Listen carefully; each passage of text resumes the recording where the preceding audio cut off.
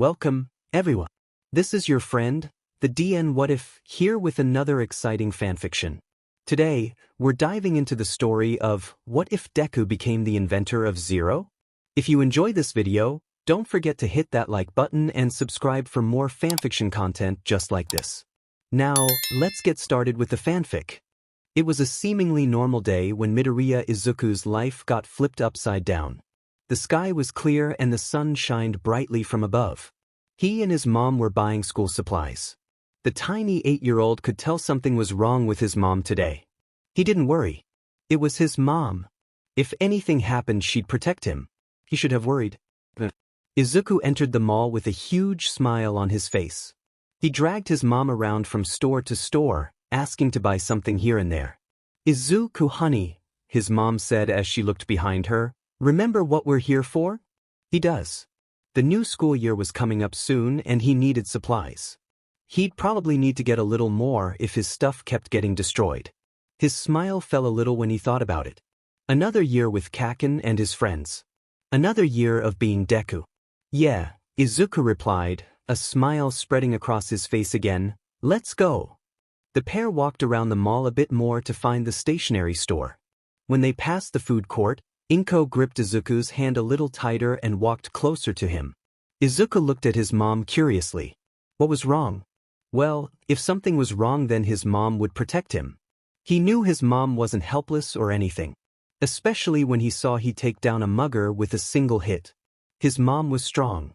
He didn't need to worry.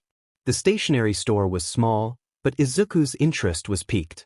It was a simple store with notebooks, binders, paper, pens, pencils, and other supplies. It was still cool. The walls were painted a bright blue with white and red accents that reminded Izuku of All Might. A bored-looking teenage girl was the cashier. He ran over to the notebooks immediately, his mom trailing behind him. She checked over her shoulder again, looking back at the food court. "Izuku, sweetie," Inko asked, "can you do something for me?" "What is it, Mom?" Izuku asked hesitantly. She seemed really on edge. "I'm going to leave to store to go see a friend in the food court. Can you stay here for Mommy? Please, Izuku?" "Stay here? Alone?" He doesn't want to leave his mom. "Why can't I go with you?" "Izuku, Midoriya, oh, please dear, please just stay here and don't leave. Please." Was his mom begging him to stay in the store right now? Why is she so serious about this? Well, what's he supposed to say? "Okay, Mom, I'll stay." His mom bent down and hugged him tightly. "I love you so much, Izuku. You're so brave. I love you." "I love you too, Mom." His mom quickly ran out of the store, clutching her handbag and unzipping it. "She's just meeting a friend. She'll be fine. You'll be fine." Izuku went back to picking out notebooks. He had all of his stuff ready for checkout. The cashier gave him a weird look as the 8-year-old took out the money his mom gave him. As soon as the cashier started to scan the items, Izuku heard it. The sound that he had grown accustomed to hearing right before getting hurt. The sound that meant something bad was going to happen to him. Izuku ran to the door to get a look at the mall. He saw it. The food court is in shambles. Bodies burnt to a crisp, stalls set on fire, the telltale signs of the aftermath of an explosion, and worst of all, there's absolutely no signs of life. There are no live people. His mom. Oh, how Izuku wants to book it out of the store. But he can't. He's frozen in fear as screaming people run past the stores. If he got caught up in that, he'd be trampled before he could make it out of the mall. He wouldn't be able to stop things like this in the future if he was dead. The tears were a given. They came out in droves. He fell to the floor of the store, only slightly aware of the cashier yelling. Then he heard the noise again. Another explosion was going off somewhere close. Izuku looked back up to the rest of the mall to see a store blow up in a mess of fire and debris. Then another goes and another, until the mall is more shambles than stores.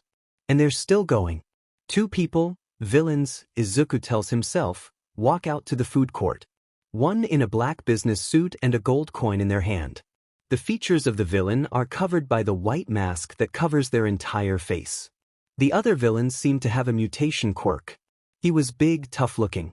Huge horns that curve in on themselves sprout from his head. His skin was a dark brown, with shaggy fur in some places. Maybe he was a ram mutation. He was dressed in a similar suit, but with no jacket and just a white dress shirt. The coin villain is laughing to himself as more and more explosions go off. Izuku feels a pair of earmuffs go over his head. He looks up to see the terrified cashier putting on her own pair. She's shaking horribly, tears also going down her face, looking at the two villains. He looked back, to see the ram villain picking up his mom. His mom is dead. The cries harder, but puts his hand over his mouth to muffle the whimpers. He couldn't afford for the villains to find him and the cashier. Then he hears a hissing noise and he and the cashier look back to see the cash register is smoking. Knowing what is coming next, Izuku tries to run. But he can't. He's frozen in fear as the inevitable explosion goes off. He closes his eyes and braces himself. The cashier runs in front of him, shielding him with her body as she takes the brunt of the explosion. Izuku opens his eyes again. Her back is covered in char, smoke, and debris as the explosion is done. The store around him has collapsed in, but he can't help but notice that nothing from the store fell on him.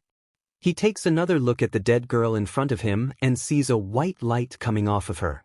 Some sort of saving or luck quirk, his brain supplies, probably luck considering that it'd be considered really lucky to survive an attack like this. Izuku looks back to the villains. His mom is now being held by her collar by the coin villain. The ram villain seems to be turning over the debris, looking for something. Izuku pries his eyes away from the scene and looks around the mall. It's quiet with the earmuffs, and he can see that the explosions stopped. The mall is in shambles. It looks like explosions took place in every store. Izuku hears muffled voices coming from the area he just took his eyes off of. Voices. Izuku carefully removes the earmuffs, trying his hardest to not make any noise. He reaches for a notebook and a capped pen. Taking them carefully, he opens the page and listens in. Hopefully, he can hear something useful. "Did you find him yet?" the coin villain asked, seemingly annoyed. "We have to leave before the heroes come." "I'm looking for him," the ram yells. "Kinda hard to find him when they exploded every store here." "Stop screaming, you imbecile," hissed the coin villain as he checked the area, even if the destruction team did go overboard a bit. The ram villain looked back to his mom. What if she knew and hid him? Hid him. Izuku thinks, suddenly terrified as a thought crosses his mind. Are they looking for me? Then the kid is dead and Dragon has our heads. I really don't want to die, coin. Especially not by being cooked alive for not finding a kid. You won't if you just find the stupid boy already, Ram. Izuku hears sirens, police. Sheet. Coin says, what did he say to do with her? I don't know. Ram replies, just leave her. We need to get out of here. Coin dropped Inko to the floor. Izuku wanted to throw up. The two villains swiftly ran out of the mall. And so, Izuku was stuck there. Couldn't leave the store. He just had to wait for the rescue team to find him. Izuku curled into a ball and sobbed. He just wants this day to be over now. Izuku was accustomed to waking up from his sleep by loud, booming noises. Whether it be gunshots, explosions, or laughter from the villains in the dragon's den. Living in a supervillain's hideout really made you grow accustomed to loud noises. So, it wasn't really a surprise when a roar, which sounded an awful lot like Dragon himself, woke Izuku up from his sleep. Who said Dragon off? Hopefully, they didn't do it just to get Dragon to go hard on him in training again. It seemed like he fell asleep on his desk again. Izuku really didn't want to deal with Dragon finding out his hatchling didn't sleep in his horrendous green bed again. He just started getting up when he noticed what exactly he had been sleeping on and... Holy shit, Izuku forgot to finish his analysis work. Did he want to finish it? Hell no, but he still needs to find out what happened to his memory before he dies. Okay, so maybe Dragon wouldn't kill him, but he really didn't want the sheet beat out of him by Dragon's men. His assignment was the hero makeshift. She was an underground hero, so Dragon had some of his men record her fighting to give Izuku information. Izuku was forbidden from going out on missions, for some reason. Makeshift's quirk was extremely fascinating, but then again every quirk is fascinating to the quirkless boy. Izuku got to work on finishing the quirk and fighting style breakdowns, as those were the only things he had left to do. He had just finished when an alarm bell rang. Izuku groaned. That bell meant someone in the horde had done something to PSS Dragunov so much he caused property damage to the building. Izuku hated that alarm with a burning passion. Izuku crossed his fingers and prayed that today wasn't a training day so that he could not go to sleep nearly dying of blood loss or with horrific burn wounds. He had enough scars, thank you very much. Izuku quickly grabbed his workbook and stuffed it into a small, fireproof, black backpack. Izuku wasn't worried about his work going missing, no. He was worried about Dragon burning up his work before he could turn it into him. Izuku started walking to the door when he realized he wasn't dressed. Sighing heavily, Izuku took off the backpack and went to his wardrobe. The cheap wood, you'd be wrong if you thought Dragon would treat his hatchling better than the rest of his horde, creaked as Izuku pulled out a drawer. Being an analyst that is forced to work with villains because of family had one singular perk. People were absolutely terrified of pissing you or your family off. That meant that the design people took extra care into Izuku's outfits. All of his clothes were made of the best fabric a villain can find, was blast and fireproof, and was designed expertly. So, when Dragon put in a request for his hatchling, they took it very seriously. They followed and met every requirement Dragon made.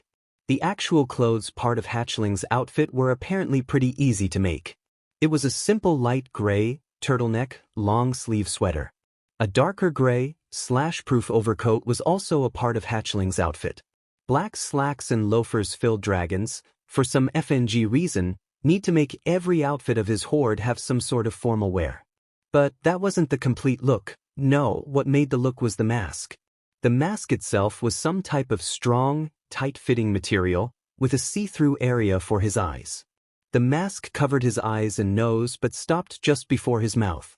Izuku knew that Dragon's designers and makers were very cut out for their job. They made Dragon's mask cover his entire head and made his father look like an actual goddamn green dragon after all, but Izuku still was impressed every time he took a good look at the mask. Don't get him wrong, he hated the thing that made him look like Dragon even when he was working, but it was a appealing mask. The mask's paint job was careful and very intricate, the dark green scales looking so real that the horde thought he had a mutation quirk. The eyes that the mask had were bright red, the pupils slit, and intricate colors were in the eyes that made them look like they were affected by light when they really weren't. Then came to the top of his head. Where the mask ended, there were horns. They were an even darker green than the scales and curved to the back of his head like gazelle horns. In fact, he was pretty sure his and his father's mask horns were mainly made to look exactly like a gazelle's. As Izuku checked in the mirror to make sure the outfit was to Dragon standards, before putting the mask on, his eyes wandered to the right side of his neck. He walked closer to the mirror and pulled down the turtleneck. The number 0 was written in big, bold black pen. Izuku smiled as he gingerly ran his fingers over the 0. Whenever he looked at it, his heart filled with a familial warmth that he hadn't felt with his actual family since he was 8. The 0 seemed to be dictated by his emotions somewhat because whenever he wanted to hide it from Dragon, it disappeared. Izuku had a feeling that Dragon wouldn't like it if he saw the 0. He'd probably try to burn it off. The 0 was a curiosity to Izuku. He knew that he must have gotten it sometime when he 9 or 10. See, Izuku couldn't remember those years. What he does remember is that right before the next school year started when he was 8, a mall exploded and killed his mom. Then there was nothing. He had missed 2 years of his life and he had no idea how he could possibly remember it. Dragon always got angry whenever Izuku asked, so he stopped asking. He just accepted that whatever happened, good things judging by how he feels about the 0, in those 2 years he was never going to remember. On that slightly sad note, Izuku put on his mask and left his room to go find Dragon. A majority of the horde hated Izuku, and he knew that. So when he left his room, he refused to make eye contact with anyone else. He got used to the stares that were filled with hatred. They couldn't hurt Izuku, hell, they couldn't even touch Izuku unless Dragon said they could. That was how it was with him. If Dragon said you could train Hatchling, it meant that he was telling you to do as much harm as possible to him in the time he lets you. If Dragon says that Hatchling wanted to analyze the hero you were after, He meant that Hatchling was going to supply you with information whether you like it or not. What was worse, the only person Hatchling was allowed to talk to was Dragon or a partner in an assignment. The Horde was currently in the bustle that Dragon's property damage outbursts usually caused. And, oh how Izuku was dreading having to go to his father with the backpack full of very important information on heroes. He prayed to whatever deity allowed him to have those 2 good years. He couldn't remember that Dragon wouldn't be too scrutinizing of him. Izuku stopped in front of the large wooden doors to his father's office. He caught the words exchanged in the Horde. Bettings on who'll be the next person to train, Hatchling, laughter at the thoughts of how bad it will be, and very few words of sympathy from some of the older members of the Horde. Izuku carefully opened the door to the study and walked inside. Izuku takes a good look at the state of Dragon's office and wants to cry. Everything is in shambles or burnt to a crisp. What in the hell happened? Izuku had honestly never seen Dragon this angry before. Dragon's fist is against the opposite side of the room, away from Izuku, and smoke is curling out of his mouth. It was days like this that made Izuku wish he looked more like his mom more than his father. He had the same mess of wild hair as his father, it's just that his was green and not black. The same wide green eyes that Izuku would often see accompanied by a wild look in his father's and a more innocent one in his own. The freckles also came from his father, sadly. He really hated how he looked so much like the man. It doesn't matter if you look like him, Izuku. It matters that you him, his brain supplies. Why was that thought in the voice of someone who sounds sleep-deprived? Dear Dash, Izuku starts, then remembers what he's supposed to call him, father? Dragon turns around, still looking as angry as ever. What? I've brought the notebooks back, Izuku says, trying to keep his voice as even as possible. Dragon's mouth curls into a vicious smile. Good, my little hatchling. What do you want me to do now? How about you go outside for a bit? What? Outside? The first rule of the Horde is that hatchling is not allowed outside. Father, Izuku says cautiously, are you sure I can? Of course, my little hatchling. Where's the catch? Where's the catch? Where's the dash? But after we're going to have a day full of training. Oh, so that's it. He gets a small taste of freedom before everything goes back to normal and he gets beaten into the ground. Got it. Might as well make this a really good day. Thank you, father, Izuku says as he empties the backpack on the charred desk and hurriedly makes his escape out of the office.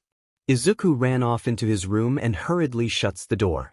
He quickly changes out of hatchling clothes and grabs some more civilian-looking clothes. A quick change into a white tank top and a pair of dark jeans later and Izuku is almost ready to go. There were 2 things that Izuku had gotten from Horde members. One was a pair of bright red shoes that Izuku treated like a treasure. He had only ever been allowed to wear dress shoes in dark colors, so the comfortable and bright colors were a nice change. The person from the Horde that gave him it was a red-haired man with purple burns that covered a good part of his body. The second item, from the same man, was a wig. It was a simple long blonde wig. These were the only 2 things that Izuku really cared about. The man that gave him the items never mentioned his name. Izuku carefully placed the 2 gifts into his bag and zipped it up. Izuku took a good look around his room and saw a note on the window. He walked up and read it. We don't want any of the Horde to see you, now do we, hatchling? Goddamn dragon. So, Izuku pried open the normally locked window and peered outside. Huh? He didn't know he was 2 stories up. Izuku hopped out of the window and climbed down the side of the building. He immediately ran as far away as he could and went into the bathroom of a random store. Izuku hurriedly put on the wig, deciding to braid the hair, and slipped on the red shoes. His feet felt so free. He didn't realize that the 0 on his neck was showing. Izuku left the store excited to enjoy the momentary freedom he had been granted. Then he proceeded to see a large crowd of people talking furiously. Oh dear God, what now? Immediately intrigued, Izuku wandered over to see some kid getting attacked by a sludge-looking villain. The entire area around the hostage and the villain was on fire. Explosions were coming out of the kid's hands. That quirk is a lot like... Izuku looked around and saw the heroes on the scene. M-Lady, Kamui Woods, Backdraft, and Death Arms. None of their quirks matched this type of encounter. Was that why they weren't doing anything? Death Arms shouted to the other heroes, "We just gotta wait for someone with the right quirk to show up." Izuku wanted to scream at the heroes to do their job, but instead, he looked back at the hostage. Short, spiky ash-blonde hair with choppy bangs, sharp bright red eyes, fair skin, explosion quirk, seemingly aggressive or angry. Izuku's train of thought came to a halt. One word filled his mind. Kaken. Izuku stopped thinking. The consequences of his actions didn't matter anymore. Nothing mattered because this is Kaken. This was the kid he hadn't seen or remembered since he was 8. Izuku grabbed the sharpest piece of debris he could find and pushed past the heroes and the crowd. He couldn't hear anything anymore. His mind filled with the need to save Kaken. Izuku stabbed the slime villain in the eye and pulled Kaken out of the slime. He didn't care if Kaken probably didn't want to be saved by him. Kaken didn't need to know it was him. Izuku took Kaken into a patch of road that wasn't on fire. He was only slightly aware of the sludge villain getting angry at him. He almost didn't see All Might stopping the villain. As the ringing in Izuku's ears stopped and the adrenaline wore off, he suddenly realized what he had just done. He also felt Kaken's gaze boring into him. He took a look at his childhood friend and realized Kaken was staring at his neck. A dark zero was there for the world to see. F-. Izuku hissed as he put his hand over his neck. He looked behind him and saw that the heroes were running towards the two of them. "Izuku," Kaken said, seemingly in disbelief, "where have you dash?"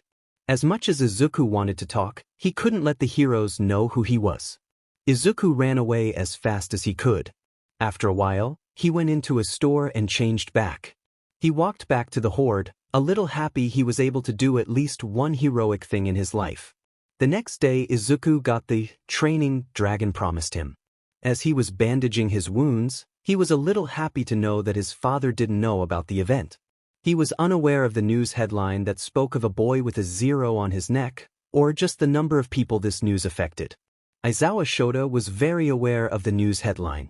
Hizashi and Namuri both had come over earlier today to make sure he had someone to fill the silence that he hated on today's date. It's been 4 years and the feeling he got today hadn't gotten better. His phone had gotten confiscated by his friends and they had put their own phones away as well.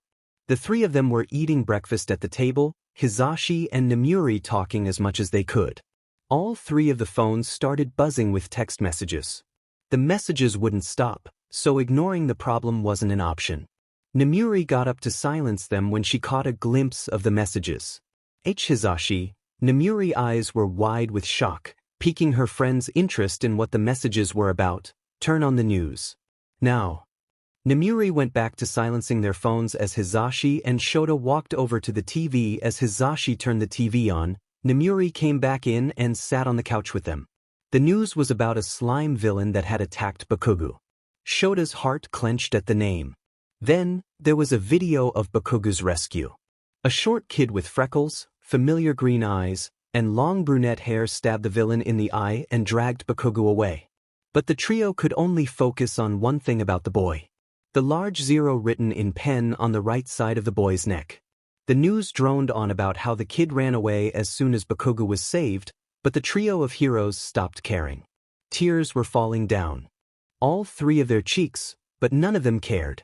As Shota let out a sob, Hizashi and Namuri seemed to get thrown back into reality. "Show dash," Hizashi said. Shota got up and took his phone out of Namuri's hand. He quickly rushed over to his room and shut the door. The suffocating silence didn't matter anymore. Shota looked through his phone. The group chat for the numbers was going off like crazy. Everyone, all 169 of them, was active. A good majority of them were asking how he was doing. He was glad they cared but couldn't respond. He went to his photos and went to the last photo he took of the kid. The little 10-year-old with happy green eyes and matching hair was taking a selfie with Shota ruffling his hair. A small smile went over his face and more tears followed. Looking up from his phone, Shota rubbed the number 5 on the inside of his right wrist. "Where are you, Izuku?"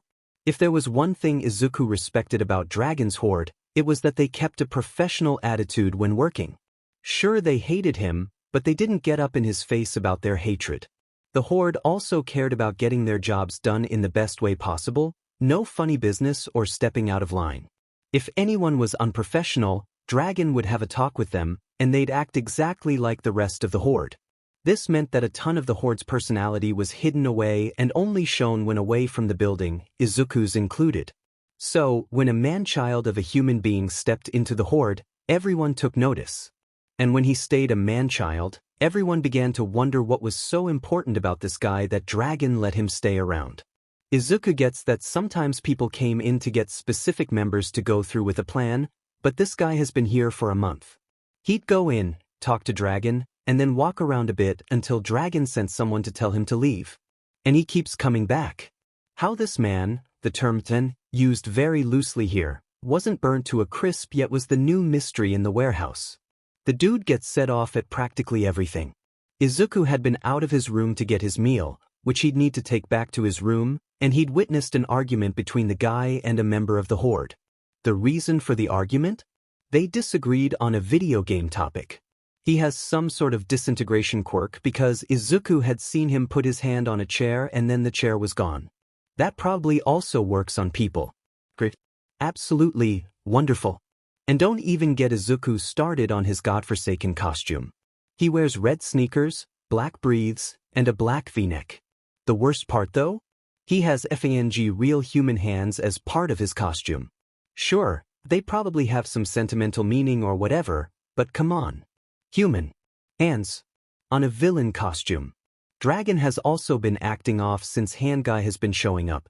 Izuku's been getting fewer assignments to do in his room and instead is being summoned to Dragon's office to analyze. The visits to dear old dad that Izuku dreads has increased from once or twice a month to once every week. That has severely put Izuku on edge. He absolutely despises visits to Dragon, when he has to walk on eggshells to do work he could have done in isolation. You know, like he had been doing for the past 4 years. Whatever the hell the Hand Guy was doing, Izuku didn't like it. And Dragon's office was exactly where Izuku was headed right now. Dragon had summoned him to get a new assignment. The messenger, one of the softer-hearted villains, warned him that Dragon seemed sad. Was Izuku scared? A little bit, but he's been in these sorts of situations before. As long as he was complacent he'd be fine. Izuku cracked the door open, and oh god that's Hand Dude. Why the hell is he in here? Izuku really wasn't going to be fine. You asked for me, father? Izuku said, pulling his eyes away from Hand Dude and looking at Dragon. But he didn't have his mask on. Oh, god this Hand Guy must be really important if his father took off his mask. Izuku, oh god no, he's using his name, please, sit and take off your mask. Izuku did as told and waited for Hisashi to continue. His father gestured to Hand Man, introduce yourself, Izuku. Oh no, please tell him he wasn't going to have to work with this guy. He was, wasn't he? Hello sir. I am Midoriya Izuku. My alias Hatchling. Shigaraki Tamura. Shigaraki scratched at his neck, looking annoyed. Shigaraki looked back to Hisashi. So, when can he start? Would you mind telling my son about your organization first? Hisashi asked, feigning a calm demeanor. Great now he said. Right? Shigaraki answered, still tearing at his neck. I lead a group called the League of Villains. We're planning to kill All Might. All right. That sounds terrifying. How the hell did this guy plan on killing All Might? What does this have to do with me? Well Izuku, you'll be supplying information to the League of Villains of course, Hisashi said, giving a big smile. That is all you're good for anyway. Ignoring that comment, fucker. So, why this meeting? You normally tell me who to supply to and leave it at that.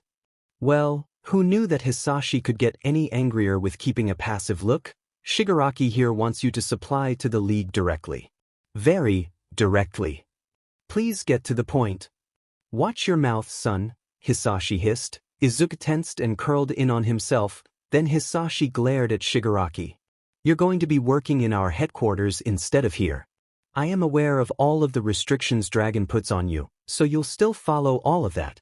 I just need you to do your job, Shigaraki answered. Working outside of the Horde's warehouse? Unless this League of Villains is much bigger than Izuku is guessing, then there's no way Izuku is getting direct footage of heroes. And one of the main rules is that he's not allowed to go on missions or outside in general. He also wasn't allowed computers. So how the hell was he supposed to get information? This is going to be an absolutely huge headache, isn't it? Could I have a little more information on this job? He asked. Maybe he should turn down the sass when speaking to his future and current boss. Please. Ah yes. Hisashi spoke up. You'll be with the League for a year, supplying information on every hero they give you. You'll be staying with them as well, so I assume they have somewhat accommodated for you to live there. The League is going to have you start as soon as possible, so you'll be packing as soon as you leave this room. You'll be staying with Shigaraki and his right hand. Oh, how Izuku wishes he could say no. He really didn't want to work with Shigaraki.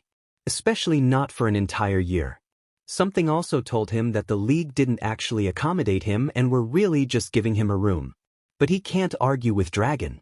Clearly, the League had a good amount of stuff to compensate for his absence. Not having him for a year would probably make the Horde turn exactly like how it was when he first arrived. Barely organized, unplanned and poorly communicated jobs, and barely any dent in the villain world. Nobody in the Horde would ever admit this, but Izuku being forced to help them was probably the best thing that happened to them. Izuku would probably have to fix the mess the Horde will turn itself into, but seeing the newer villains realize that the organization is a mess without him will be hilarious. Hell, maybe they mess up so badly that a major member will be arrested. That'd be a plus. Then, there's the fact that Izuku sincerely doubts that Shigaraki will actually follow the rules Dragon has. A lot of the restrictions are fine for the Horde because they had other analyzers to take on the stuff he's not allowed to do, but the League definitely didn't have any spares if they were paying for him. Finally getting to see why the hell he wasn't allowed to research certain heroes would be nice. Maybe they'd get him a computer and he could try to find out what happened when he was 9 and 10. But that was getting scarily close to wishful thinking. But his opinion didn't matter. Dragon says he has to go, so he has to go. Yes, father, Izuku said. Is there anything else you would like to tell me? Hisashi glanced at Shigaraki. Can you leave for this? Tisk, okay. Shigaraki walked out, hitting Izuku with his shoulder before he was out. Listen to me, Hatchling. Izuku looked up to see his father had gotten up and had stood tall, making Izuku want to cower away. Yes. Izuku asked, trying to steady his voice and trying not to shake. You're not going to mess this up. Got it? You'll do as the League says or you'll have hell to pay for it when you come back here. We need this partnership if we want to further this organization more. Do you understand? Dread filled Izuku's stomach. He hated when Dragon talked like that. All the and are reminding Izuku that he was as much a villain as the rest of the people in the building. Talk like that made the thoughts and questions Izuku tried to push away resurface. How many heroes had died because Izuku gave someone the plans to kill? How many deaths were on Izuku's hands? He was as much a villain as everyone else in the Horde. He could have just denied working and dealing with the punishment, but he was too selfish to give his life for others. I understand, father. Good. That twisted smile spread across Dragon's face. Now how about you head to your room and pack? Izuku quickly grabbed his mask and pulled it on, leaving the office as soon as he could. As he tried to head to his room, he felt 4 fingers grab his arm. Looking back, Shigaraki was there. His hand was gripping Izuku's arm tightly, the pinky finger raised slightly. Acutely aware of his rising heartbeat, Izuku spoke up. Let go of me, he hissed, still trying to hold in his stutter and shaking, now. Shigaraki tilted his head as a grin spread across his face. You're not the boss of me, brat. But it's interesting that an NPC like you is so skilled. Izuku managed to get out of Shigaraki's grip and walked as quickly as he could back to his room. As soon as he made it back, Izuku shrugged off his overcoat and walked to the mirror. Pulling off his mask, Izuku took a good look at himself for the first time in a while. When had his eyes grown so dull? Dropping the need to hide his panic, Izuku's breath quickened. You'd think he'd get used to this, the whole being threatened by villains thing. But no, Izuku could only just fake being fine until he got to a place he could panic. It was pretty pathetic. He'd been living with villains for 4 years, and all he had to show for it was scars, analytic skills, and the ability to mask his emotions. Carefully pulling down his turtleneck, Izuku looked at the 0. Rubbing it slightly, his heartbeat went down as everything faded away. There was no looming threat of dragon. No fear of doing the wrong thing and getting beat for the sake of training. He could finally feel some peace in the storm that was his life. He was alone, no one but himself to worry about. When had isolation become something he had associated with safety? He really didn't know or care. He'd feel safe as long as he was alone with his Zero.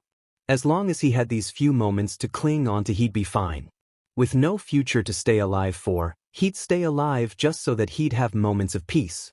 Izuku gingerly pulled his turtleneck back up, letting the moment of bliss stop.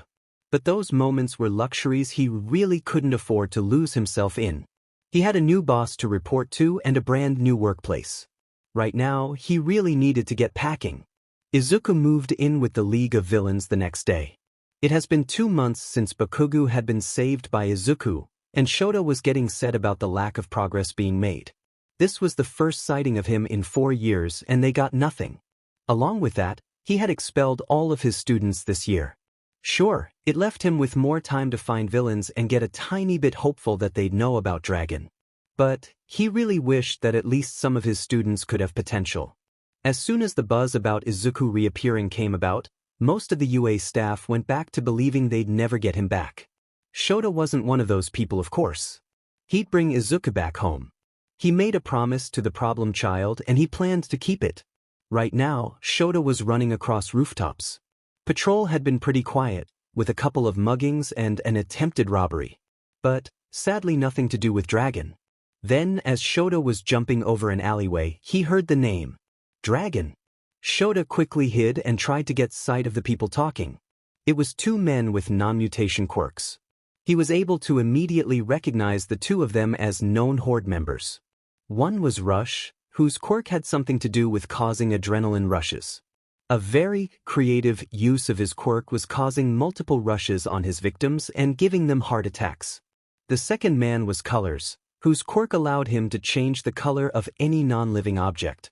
His quirk was particularly annoying to stealth heroes when their clothes changed to neon yellow to better locate them. Of course, that wouldn't be a problem for Shota. He took out the voice recorder he carried around. "Thanks, problem child. Dragon's been so annoying lately, man." Colors complained, like, "We've made 0 progress in getting that makeshift beach out of commission. How the hell are we supposed to work if the boss is throwing a hissy fit every 12 seconds? Keep it down, dumps." Rush hissed, "If someone hears you complaining about Dragon, you're going to be dead tomorrow." As if anyone in this DMN organization could go to Dragon and tell on me. None of those guys are brave enough to do that. What is Hatchling hears you? Hatchling? That's a new name. Can't you tell? The kid's terrified of Dragon. I would be too with all the shit he's put through. Izuku. He's the only one that sees Dragon regularly. Not right now, he's not. A third voice, a woman's. Shota looks to where the voice came from and sees hot blood. Her quirk made her able to make her blood boil without harming herself. She was one of the higher ranked in the Horde. Hot blood. Rush said, suddenly seeming very cheerful. Well, as cheerful as a murderer could be. "It's great to see you." "Yeah, it's been a while, Rush. You both were talking about Hatchling, right?" "Yeah," Colors says, looking suddenly very tense. "What did you say about the kid not seeing Dragon as much? You know that one guy that hung around the warehouse for a bit? The one that couldn't be professional to save his life? The one Whiteout got into an argument with?" Colors asked, "What about him? Didn't you notice how the brat only visited Dragon when that guy was around? Clearly it was some sorta new assignment for the kid." That'd make sense with how Hatchling hasn't been coming out of his room as often. "As 2 months ago," Rush said. "Anyways, us 3 are going to be going after Makeshift soon. We need to head back to the warehouse." As the 3 villains started making their way out of the alleyway, Shota pocketed the voice recorder and used his capture weapon to trap the 3 of them. Hot Blood tried to attack him by cutting her wrist, but he quickly erased her quirk. They tried struggling but stopped when they realized they'd truly been caught. "So, I'm going to take you 3 in. Don't try to use your quirks or anything, they won't work," he said, quickly making a call for a police car to come. Of FNG course, it's Eraserhead, Colors muttered. Now, while we wait, Shota took out the voice recorder again. You three are going to tell me about Hatchling. The sun was going down by the time Izuku was found. It must have been hours. Hours of him sitting there in the store, with tears streaming down his face and a notebook clutched to his chest. He remembered falling asleep for a bit, but he had woken up still in the mall. He really just wanted to get some rest without worrying about not being found. He was going to get up when the piece of debris blocking the door was moved out of the way. He didn't recognize the person that found him. The person was a man with black hair that stood on end, yellow goggles on his eyes, and baggy black clothes. He also wore what looked like an off-shite scarf around his neck. Izuku really couldn't tell if he was a hero or not. He was really scary looking, so he quickly scooted back. The man seemed to notice him and seemed to relax. The man's hair fell to his shoulders and he took off his goggles to show black eyes. "Hey kid," the man said. His voice was really gruff and sounded like he was sleep-deprived. "Are you hurt at all?" Izuku shook his head. "He hero?" he asked shakily. The man nodded his head. "Yeah, I'm a hero. Can you come over here?" Izuku carefully walked over to the hero, still clutching the notebook. The hero gave him a once-over. "What's your name, kid?" the hero asked, crouching down to Izuku's height. "Midoriya. Midoriya is Izuku." Izuku wiped at his eyes, trying to stop the tears. "Okay, Midoriya, can you come with me?" the hero asked, slowly weaving towards the door. Izuku followed the hero carefully, making sure not to step onto anything that's hurt him. As the pair made their way out of the store, Izuku saw what was left of the food court. He in his breath and his breathing sped up as he saw his mom's body. The hero took a second to look where Izuku was looking and back to Izuku. Then the hero stepped in front of Izuku's field of vision. "Midoriya, can I pick you up?" Izuku nodded. "Okay, can you also close your eyes?" Izuku did.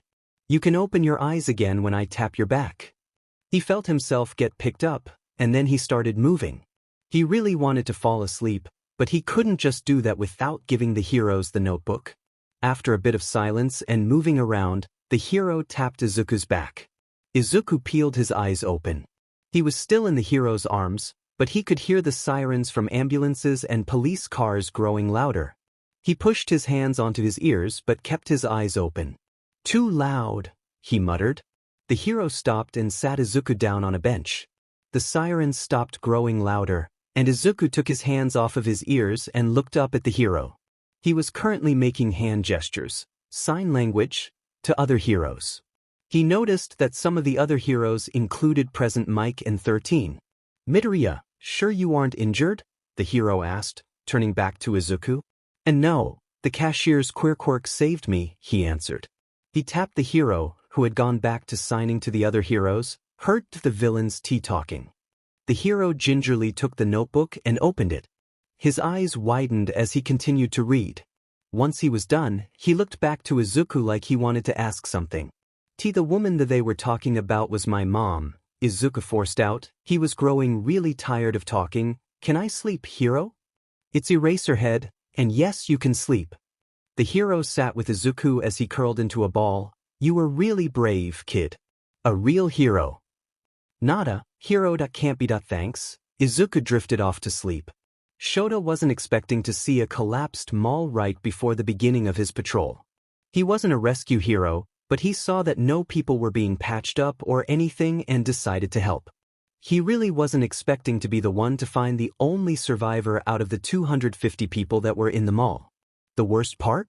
The only survivor was an 8-year-old. Not to mention that the 8-year-old saw his mom die in front of his eyes from an attack that was made by his, probably, father. Only the heroes knew of the child. None of the media was able to get information about the survivor. Midoriya was currently in a hospital for protection more than health reasons. Apparently, the child refused to talk about what happened. In fact, he refused to talk at all. Shota was being brought in with Detective Tsukachi Naomasa, who had a lie-detecting quirk. The kid was sitting in his hospital bed, messing with the sheets. As Shota and the detective walked in, Midoriya seemed to perk up at the sight of the hero and waved at him. "Hey, Midoriya," Shota said, taking a chair while Tsukachi stood next to him. Would you mind telling us about the mall attack? Midoriya's shoulders slumped and he curled up into a ball, but he answered with a whisper, yes. A little smile spreads across Tsukachi's face as he takes out a pen and notepad. Go on, kid. My mom and I were going to buy school supplies for the new year. Mom was acting a little off. As she was checking behind her and holding my hand tighter. As she'd get really anxious whenever we walked by the food court. When we made it to that stationery store I was in, as she said that she needed to see a friend in the food court and that I needed to stay in the store. I went to pay for the items. When I heard the explosion, I ran to the door and saw that the food court had exploded. People were running past the store, so I didn't leave and get trampled. The cashier lady was yelling something, but then the other stores also exploded. Two people, I think they were villains for D-Dragon, walked towards the food court. One was in a black business suit and a gold coin was in their hand. The villain's face was covered by a white mask. I think he was called C-Coin. The other villain had some sort of RAM mutation quirk. He was big, tough-looking. Huge horns that curved in on themselves came out of his head. His skin was dark brown, with fur in some places. He was wearing a similar suit, but with no jacket and just a white dress shirt. The RAM villain picked up my mom's body. Then the cashier put earmuffs on my head and the cash register exploded. The cashier ran in front of me and was glowing. Her quirk must have done something to save me because I was completely okay. The explosions in the mall stopped going off and then the C conversation in the notebook I gave you happened. The kid quickly shut his mouth as tears poured off his face. He curled tighter into a ball. Shota ruffled his hair to try to comfort him somewhat. Shota looked at Tsukachi, who just nodded at him to tell him the story was true. Thanks, kid, this is really going to help us, Shota stated as he looked back at Midoriya, the Tsukachi. Who's he staying with? The detective flipped through his notebook and stopped at a page, the Bakugas. The child gave a little whimper at the name, catching the attention of the two adults in the room. What was wrong? Then, there was a little creak as the door to the room opened and a certain principal. The white animal smiled as he entered the rook. Midoriya perked at the sight of the animal. He looked like he was plotting something. Actually, Nedzu said, Midoriya here is going to be placed in witness protection. Yup, definitely plotting something. Izuku was 4 months into his time with the League of Villains when a very important event happened. He had been surprised when the League followed Dragon's rules. They had been trying their best to give him video of heroes. It wasn't a lot, but he could work with it. Right now, he needed to turn in an analysis of a hero they had given him. He made his way out of the room they gave him. Kurogiri was behind the bar, drying a glass, and Shigaraki was watching the news. I have that analysis you wanted, Izuku says to no one in particular. He learned that when he did this, either Kurogiri or Shigaraki would walk up to get it, making him at least slightly satisfied that they'll listen to him somewhat. Shigaraki spoke up, bring it here, brat. Or not. Izuku walked towards the man and held out the page. Shigaraki took it with his pinky finger raised. Look. Shigaraki pointed to the TV and Izuku's eyes followed. The Dragon's Den had been raided by heroes. Around 75 villains were arrested. But the most important part was that Dragon had also been arrested. His father was now going to go to Tartarus. Izuku was so happy he could cry. Then, Shigaraki spoke up and he wanted to cry for a different reason. Guess that means you're ours now. Izuku's stomach filled with dread. He had dreamed of the Dragon's Den being taken down for 4 years. He had fantasized about the idea of him finally getting out of the hellhole he was a part of. To stop being a villain. And now the fact that he was practically sold to a different villain organization was bringing him away from that. He's so close, he refuses to give up now. He'd have to lie his way out of this one, huh? I'm Dragon's heir and his main lair just got raided. In fact, it was probably raided because I wasn't there to remind the group leaders to not let the others outside. What the F? Do you mean that I'm yours now? Izuku argued, his voice rising. He doubted that he was Dragon's heir, even though the second part was probably true. Shigaraki stood up with a twisted smile on his face. Sure, you might be his heir. Wait, what? But you know that none of those NPCs cared about your contributions. You may have been running the place, but they couldn't give a shit if you stayed here. They all hate you so much, Hatchling. No one is going to accept you as their leader. You're ours now. I'm not yours just because Dragon sold my analysis for AY-. Izuku was cut off by Shigaraki grabbing his wrist. White-hot pain seared through his arm, Dragon's fire breath burned at Izuku's skin. He was 10, recently kidnapped by Dragon. He had tried to prevent this for 2 years. All of it was for nothing. The pain was unbearable, he just wanted to go home. Back to Sho, back to Kaken, back to his family. Dragon started talking. Hatchling? What the hell was that? Izuku felt at his face, no tears. But he took a look at his wrist. A handprint was now there. He looked up to see what looked like Kurojiiri yelling at Shigaraki. Was he on the floor? He looked to his right to see blood on the floor. How long was he dash? He tuned into the argument that was taking place. He's fine. The NPC will go through worse if he acts like that here. Shigaraki argued. But he was staying with the League now. Look. He's conscious, isn't he? Izuku turned to look at Shigaraki. Shigaraki looked enraged and grabbed at Izuku's shirt. Shigaraki lifted Izuku up. You listen to me, you little sheet. You are ours now. The Horde isn't going to want you. Those restrictions that Dragon keeps on you are gone. And now you're going to be analyzing the heroes we actually want you to. We'll get you a computer because you aren't worth the money being spent on getting footage of heroes. Why the hell he keeps those restrictions on you, I don't care about. You're useless, Deku, to us with all of those restrictions. Why the hell was he going into a rant? And we'll start with the hero Eraserhead first. Eraserhead? Why did that name so familiar? Comforting even. He'd deal with that when he came to it. Right now he had to figure out what that flashback had been about. Shota slammed his fist into the wall of the empty teacher's lounge.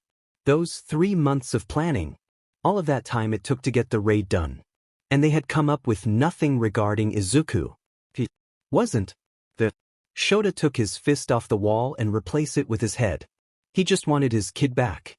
Nedzu walked in with a cup of tea in his paws, the number 1 clearly visible on the back of his left. He probably wanted to tell Shota something important. Shota looked back to the principal, waiting for the news. We'll find our ward soon, Aizawa. Nedzu took a sip of his tea. On a still important note, All Might will be a teacher next year. Shota closed his eyes and groaned. So he's the new 170, huh? Izuku had been holed up in his room for about 2 days now. The League had kindly given him a computer to work on the Eraserhead analysis. To be honest, it was a really crappy computer. It had a search engine and that was about it. And he was getting nowhere with the Eraserhead analysis. Eraserhead was possibly the most elusive hero Izuku had to analyze. So instead of doing what the League had told him to do, he decided to try to find out what bits of his memory were missing. He knew that he had been kidnapped by Dragon from the time Shigaraki had attacked him.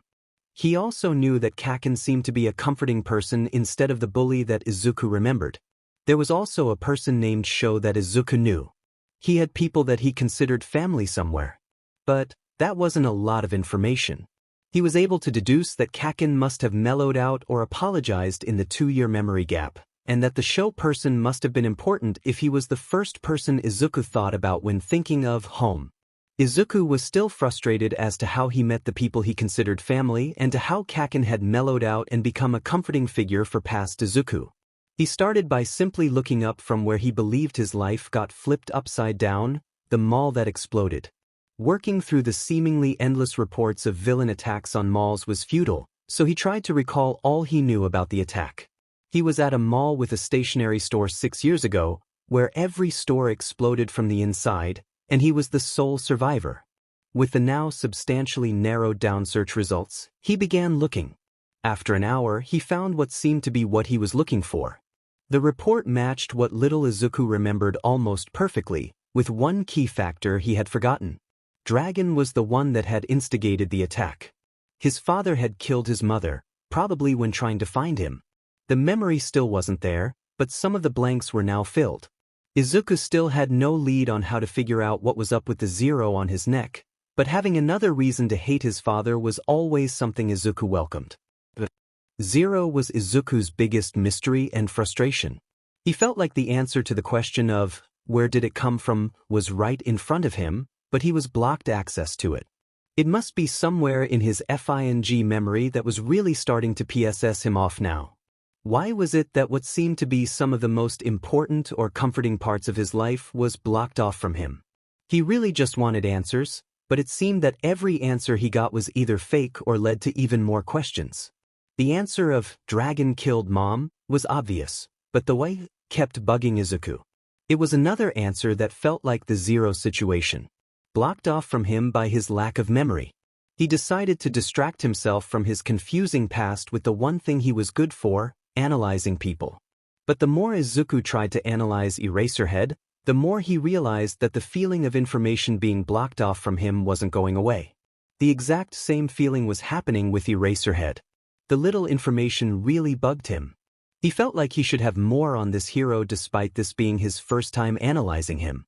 He was able to find out some of Eraserhead's fighting style, what his quirks seemed to be, his support gear, and that he taught a UA. That was all he had.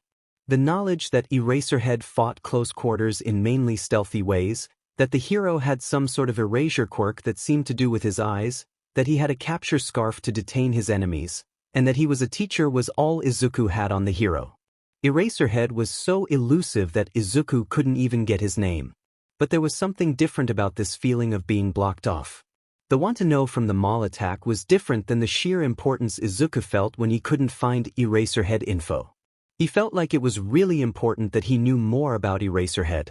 So Izuku started writing down everything he knew Dragon refused to let him look into. It was mostly certain heroes, but the heroes had one thing in common. They all taught at UA at one point. That was the only similarity between the 12 heroes he knew for a fact he wasn't normally allowed to look into. He quickly opened the UA school site to see if there was anything in plain sight. Brat. And that's Shigaraki. Izuku quickly gathered up his stuff and walked out of his room.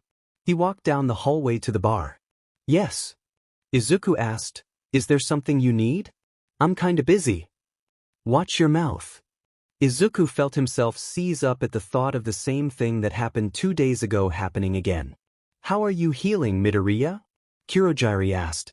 Izuku felt at his, now bandaged, wrist. "Fine. You're going to answer some of our questions now," Shigaraki stated. "Sit." Izuku did as he was told, trying to hold his tongue. "What do we call you now?" "Hatchling." That's kind of the point of Izuku's alias. "No. That name was for your old boss to use. You're getting a new one. Can't you just use my name? You're not useful enough for that. An NPC needs an easy name. I'm calling you Brat until something comes up." Just great. He was going to be rebranded in the league. It wasn't like he'd spent 4 years of his life going by one name and now he would be called by something completely different. No. The second question, it was Kurogiri who was asking, "Do you know why Dragon had such serious restrictions of you?" He probably thought that if I truly knew what I was doing I'd stop. I, of course, wasn't stupid enough not to take the hint when I asked him about the restrictions. I also knew exactly what he was doing. I wasn't really surprised when I found out he killed my mom. Some of this was a lie, but a bit of it was the truth.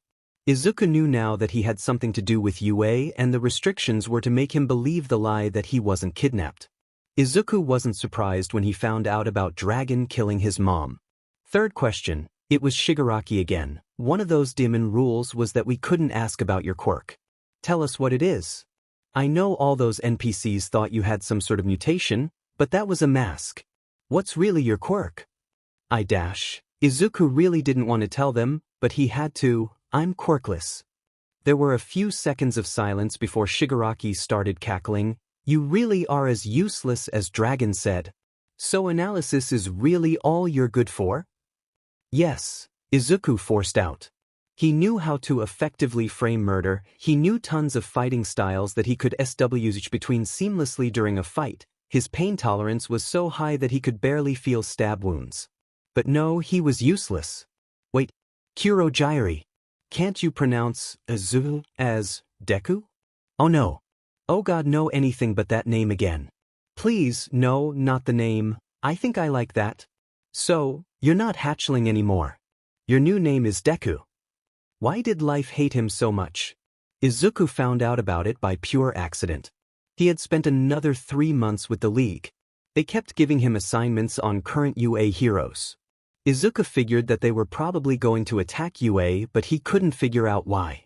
The goal of the League was to kill All Might, not attack kids the same age as him. He really hated how nothing the League did made sense. He really spent most of the 3 months trying to figure out how to access UA files. He couldn't find anything on the normal site, and they had no pages about the teachers. He was slightly aware that the entrance exams would take place in 2 months. It was a shame that he could never be a hero. This year would have been the year he applied. A pang of sadness shot through Izuku, but he quickly ignored it and went back to looking for more info on Midnight. It was easier to get information on her than Eraserhead or one of the other underground heroes on staff. He'd seen enough people from the Horde come back to the Dragon's Den asleep to understand what her quirk did. Izuku looked through his assignments and realized something. Midnight was the 12th UA teacher he had been given. You know, like Midnight. Izuku really liked puns, even if it was something he had to hide. The idea of assigning the UA staff numbers was a funny thought.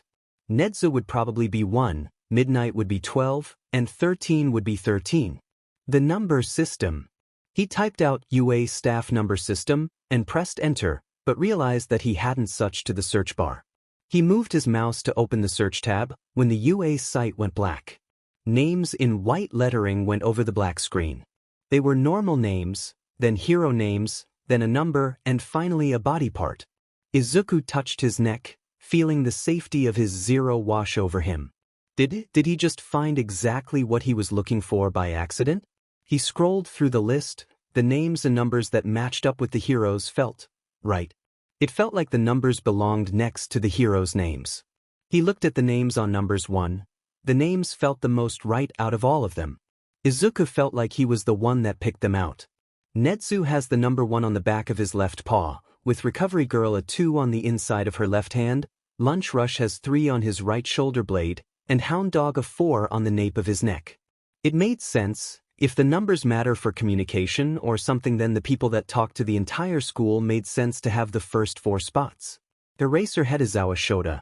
Izuku took a look at the name and Sho immediately came to mind had the number 5 on the inside of his right wrist. Present Mike was after him with a 6 on his tongue, and Power Loader has the 7 on his stomach. The 8 was on Ectoplasm's left elbow, a 9 was on Snipe's right calf, 10 was behind Vlad King's right ear, and 11 was on top of Cementas's head. The final 2 were Midnight with her 12 located on her left collarbone and 13 with 13 on the left bicep of their suit. Those 2 were very obvious puns. What the hell was this doing here? This seemed to involve Izuku, with the familiarity to the numbers and people. But he was either 9 or 10. What did he do? Izuku scrolled to the bottom of the list and saw an entry that probably was top secret. It also was most likely the reason the League wanted info on UA heroes. There, at the very end of the list, laid a few words that finally made Izuku understand why the League was so interested in UA. Yagi Tashinori, All Might, 170, to be determined. What the hell did Izuku just find? As he had his silent freakout session, the page updated. Shota was always here for when the staff received or lost their numbers. He was the one to bring in the pen or eraser. He was also the one to update the secret page on the UA website they made in case Izuku had a computer. So here he was, a laptop under his arm and a pen in his hand. All Might waited patiently for the principal to take the pen Shoyuta held out. He and Nedzu would always give or take away numbers in Nedzu's office. It had been the place where numbers 1 to 4 got their numbers from Izuku, so it stayed where numbers were to be given or taken.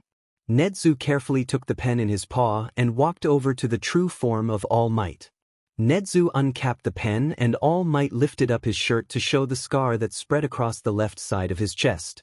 Nedzu wrote a perfect 170 over the scar, making All Might the newest number of UA Izawa filled in the to be determined with a left side of chest, and updated the page.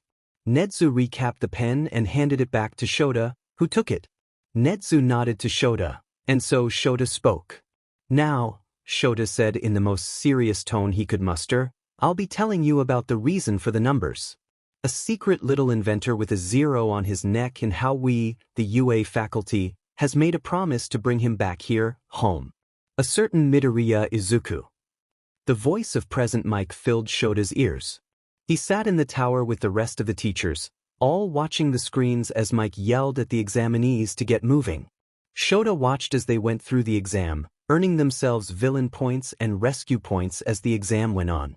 He was only really paying attention to one student, Bakugo. Shota really wasn't looking forward to this year's entrance exam. Sure, he never really looked forward to them, with their bias towards physical quirks. So many great hero candidates failed the exam and were put in general education, himself included. He'd always look forward to the sports festival more than the exam for that exact reason. Then there was the factor of the problem children. Whenever he thought about the exam, his mind would immediately go to how his problem child couldn't take it. Sure, Izuku wouldn't have to because he had shown potential when living in UA, but Shota knew Izuku would take it anyways. And then there was Bakugo. He had seen the kid go through multiple positive changes through the 2 years he'd come by, but whenever he saw the kid his heart would clench. He didn't know how the loss of his best friend was affecting Bakugo. The kid didn't stop by UA anymore, but he didn't seem to neglect his dreams. Shota watched as the problem child's villain score grew higher and higher. The kidnapping probably motivated him to become a hero that could find Izuku. Taking his eyes off the explosive 15-year-old, Shota looked to the other screens displayed overhead. A wide battlefield and limited time were meant to bring out the best in the students. Shota's eyes caught an examinee using his arms as ears and eyes, a great intelligence gatherer. Shota shrunk his face into his capture weapon to hide the fond smile that appeared when he saw Tensei's little brother running around, a mobility expert that'll never be late to a fight. He squinted as he looked at a very flamboyant kid with a laser on his stomach destroy a robot, a decision-maker who can cope with seemingly any given situation. A mess of blonde hair caught Shota's eyes again. Bakugo stood in a mess of robot parts, hands smoking from his explosions. And then the natural-born warriors. Shota continued watching as the 0-pointers were released. How would Bakugo react? Knowing him, he'd probably recognize it was a gimmick and get more points. The 0-pointers tore through the buildings as examinees ran away. Bakugo looked over at the robot, turning to run after the robot's worth points when he stopped and looked at the feet of the gimmick. Shota followed the problem child's gaze and oh, that's another examinee. He continued watching as Bakugo seemed to be arguing with himself in his head, just standing there staring at the girl. Then the kid with 75 villain points and no rescue, top of the exam, ran towards the villain with his hands cupped. Shota could feel the happiness radiating off of Hound Dog as the kid obliterated the robot to save another examinee. That's going to be a ton of rescue points. Those anger management courses must have done wonders. Only a few other teachers caught the sad smile the boy wore as he fell and the girl he saved got up. Shota and the rest of the teachers got up as Mike called the exam done, but it only took a few moments for the organized pro-heroes to go into chaos. 1 moment, to be exact. Shota felt a pinch on the inside of his right wrist. He rolled up his sleeve, only slightly aware of the yelling and tears of the teachers surrounding him, and took a look at his wrist. The black 5 had turned green, the color of his problem child. He clutched his wrist to his chest as a smile spread across his face and tears dropped from his, now closed eyes. Izuku was still fighting to come home, he was still alive. Izuku was going to break this computer. He's been with the League for another 2 months. In yet another 2 months, he would have been with them for a year. He had probably turned 15 sometime around when he started in the League now that he thought about it. He couldn't really remember what day was his birthday without any calendars. In the 2 months, he's been with the League since discovering the number system. He had made no progress in finding out what was so specific about his number. The League was also giving him less and less work, so he ended up going through all 170 of the current UA staff. He still needed to turn in the last 5 analyses he'd finished. So, that led him to right now, where he wanted to throw the laptop on the ground and stomp it into oblivion. Izuku had tried all of the keywords for the method he learned from UA's staff number system. He had tried his name, 0, neck, dragon, show, kaken, and any other word he could come up with, but none of them gave him any progress in finding out about his zero. If this site was made for him, you'd think he'd know how to access it. Well, they probably weren't expecting his memory to be wiped, changed, lost. Whatever happened, they probably weren't expecting it. What does he know about his zero? It's somehow related to every hero in UA. It is connected to the people he considers family. Then, what does he know about UA? They have the number system. UA is considered the top hero school. Could that be it? Something to do with school? PRDS, classes, subjects, teachers, students. Students? What if that was it? Something relating to students? Student zero? Student zero, Izuku muttered, repeating the words to himself a few more times. I am student zero. He had found, at most, the keywords and a part of it at least. He stated, I am student zero, a couple more times. It was that same feeling of right he got from looking at the list of numbers next to names. Izuku gingerly typed out the phrase, earning him a short flash of black on the site. Intrigued, he repeated the phrase to get the same result. How ironic, the day any normal kid could become a student, he finds out he was considered one. He leaned back in his chair. So he was student zero, and then that name was part of the answer to unlocking another part of the site. Since this part was about him, there must be something in there about his zero or what it does. He was close, but he didn't solve it yet. There must be a part that he was missing if that one phrase turned the screen black. Something he hadn't thought of yet. But what was it? Izuku leaned forward again. He was zero, what does that imply? He wasn't important? No, if he considered them his family they wouldn't use that. Right? He really needs to figure out what exactly a family is supposed to act like. Try giving anything to him and he'll copy it, like addition? Was being adaptable part of it? No, that just doesn't sound like past him. Izuku was able to easily adapt now, but unless he changed a lot in 2 years, he would have acted the same as he did when he was 8. He really wasn't able to adapt back then, since he couldn't realize that without a quirk he couldn't be a hero. Changes the solution to what he wants? Like multiplying by 0? That still just doesn't feel right. The starting point? 0 comes before all the other numbers. You have to start at 0 if you want to create any new numbers. So, the creator, student 0? Izuku quickly tested out the phrase. The site flashed black again, but longer than when he had just typed in student 0. He must have been getting closer. What are some synonyms to creator? Maker? Designer? Builder? He tried those 3, receiving the same long flash from the first time he tried. What about inventor? He typed out the inventor, student 0, and got what he was looking for. White text on a black screen popped up. Midoriya Izuku, student 0, inventor of the number system, ward of UA, kidnapped. He was a ward of UA. He had lived in the top hero school.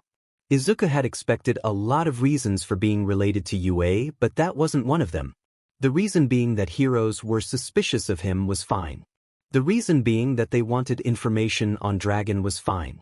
But the reason being that UA had taken him in for his protection wasn't something he could fathom. Did that mean it was planned to have him go to UA to be a hero? But he's quirkless, he can't be a hero. Izuku shook his head.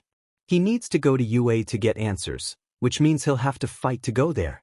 He turned his head to the 5 pages left to turn into the league.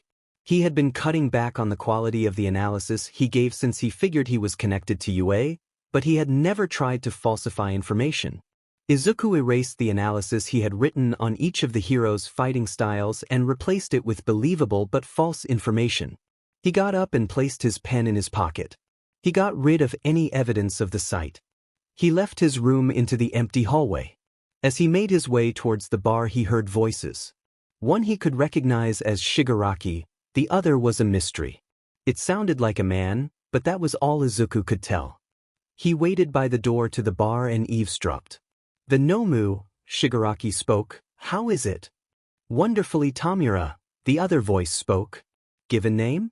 With the progress being made, it will be able to defeat All Might. He has grown weaker. Honestly, Izuku wasn't surprised. His only purpose is to analyze. He wouldn't be caught dead missing the signs of slowing in All Might's work. Of course, that meant when Shigaraki asked him to write down what he knew, he didn't write that specific detail. Sensei, Shigaraki was speaking again, you said that you wished there were more Quirkless so you could test what a Nomu with a Quirkless base would be? Yes, the other voice responded. Is this about that analyst you picked up from Dragon? His son, I believe? Yes. He's Quirkless Sensei. Deku has finished analysis on all of UA. Once we kill All Might, the NPC won't be of use to us. Normally another dead Quirkless won't matter, but this Deku is very important, Tamura. You've noticed how Dragon restricted him on all of the UA staff, correct? They're going to kill me after they kill All Might, Izuku thought. I won't ever know what's going on with you. Really, Sensei? Sheet. Izuku had tuned them out in his panic. Stupid. Stupid. Stupid. Yes, Tamura. He's actually been outside of the door for this entire conversation. I'll be going, don't make too much of a mess. The door to the bar burst open to reveal a said-off Shigaraki. 4 fingers grab the neck of Izuku's shirt. Izuku struggles to get free as the enraged Shigaraki clutches his shirt tighter. What do you know about UA? Shigaraki is screaming at him, tell me. No. Izuku is sick of not fighting for what he wants. Why the hell would I tell you? Izuku screams back. Shigaraki's other hand grabs Izuku's left elbow. Tell me. The pain shot through Izuku like a bullet. He let out a scream. Hurts. Hurts. Hurts. Shigaraki is still screaming at him to talk. Izuku's ears get droopy. Don't you dare pass out Deku. Kaken yelled through the phone. Izuku liked Kaken, but the explosive boy could be such a brat. I'm going to sleep, Kaken, Izuku answered. Sho told me to go to sleep like an hour ago. Stay up. Guess. Begging? What happened to your pride, Kaken? I hear that you dash. Izuku hung up on his best friend. Cursing his mumbling habit, he looked at the clock. It was 11 p.m. Izuku curled into his blanket. He was really excited for tomorrow. The number system had just been finished and he had given out numbers 1 to 5. He really wanted to give out the other numbers to the staff, but writing that many numbers would end up being boring. He really didn't want to sleep, but Sho would get mad if he didn't. The hypocrite. He smiled as he thought about getting up the next morning. Izuku closed his eyes and started drifting off to sleep, when there was a loud crash in his room and he sprang up from his bed in a fighting stance. 3 people were in his room. Is this the hatchling? One of them said. He looks exactly like Dragon. Dragon. His father was coming for him. As one of the other villains nodded, Izuku was grappled in some sort of blue goop. The goop covered his eyes and ears, so he couldn't see or hear.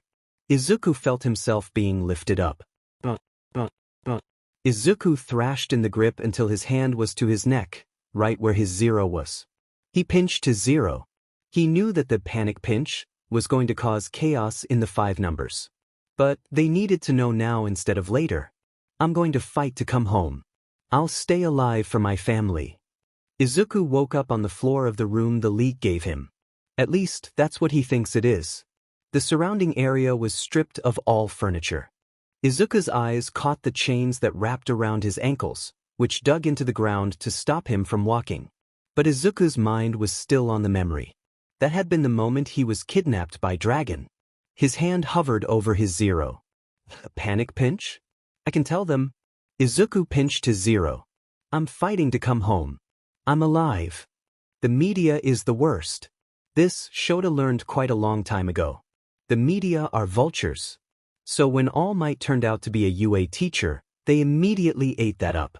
Which led to now, where the students are being bombarded with questions. Shota made his way to the gate. He saw a couple of general education kids point at their shoulders, showing their 2-button epaulets instead of the 1-button hero courses. Shota made his way to the people harassing the hero course. Shota watched Bakugo push past a reporter mentioning the sludge incident. Suddenly, a microphone is moved into his face. A male with glasses and black hair swept to the side spoke, You're a mess. Who are you anyway? Shota moved his hand in a go-away motion. He's off today. You're interrupting our classes. Please leave. Shota turned away to walk back inside now that all of his students were in the school. Then the UA barrier went off. God damn it. Shota walked back to his classroom.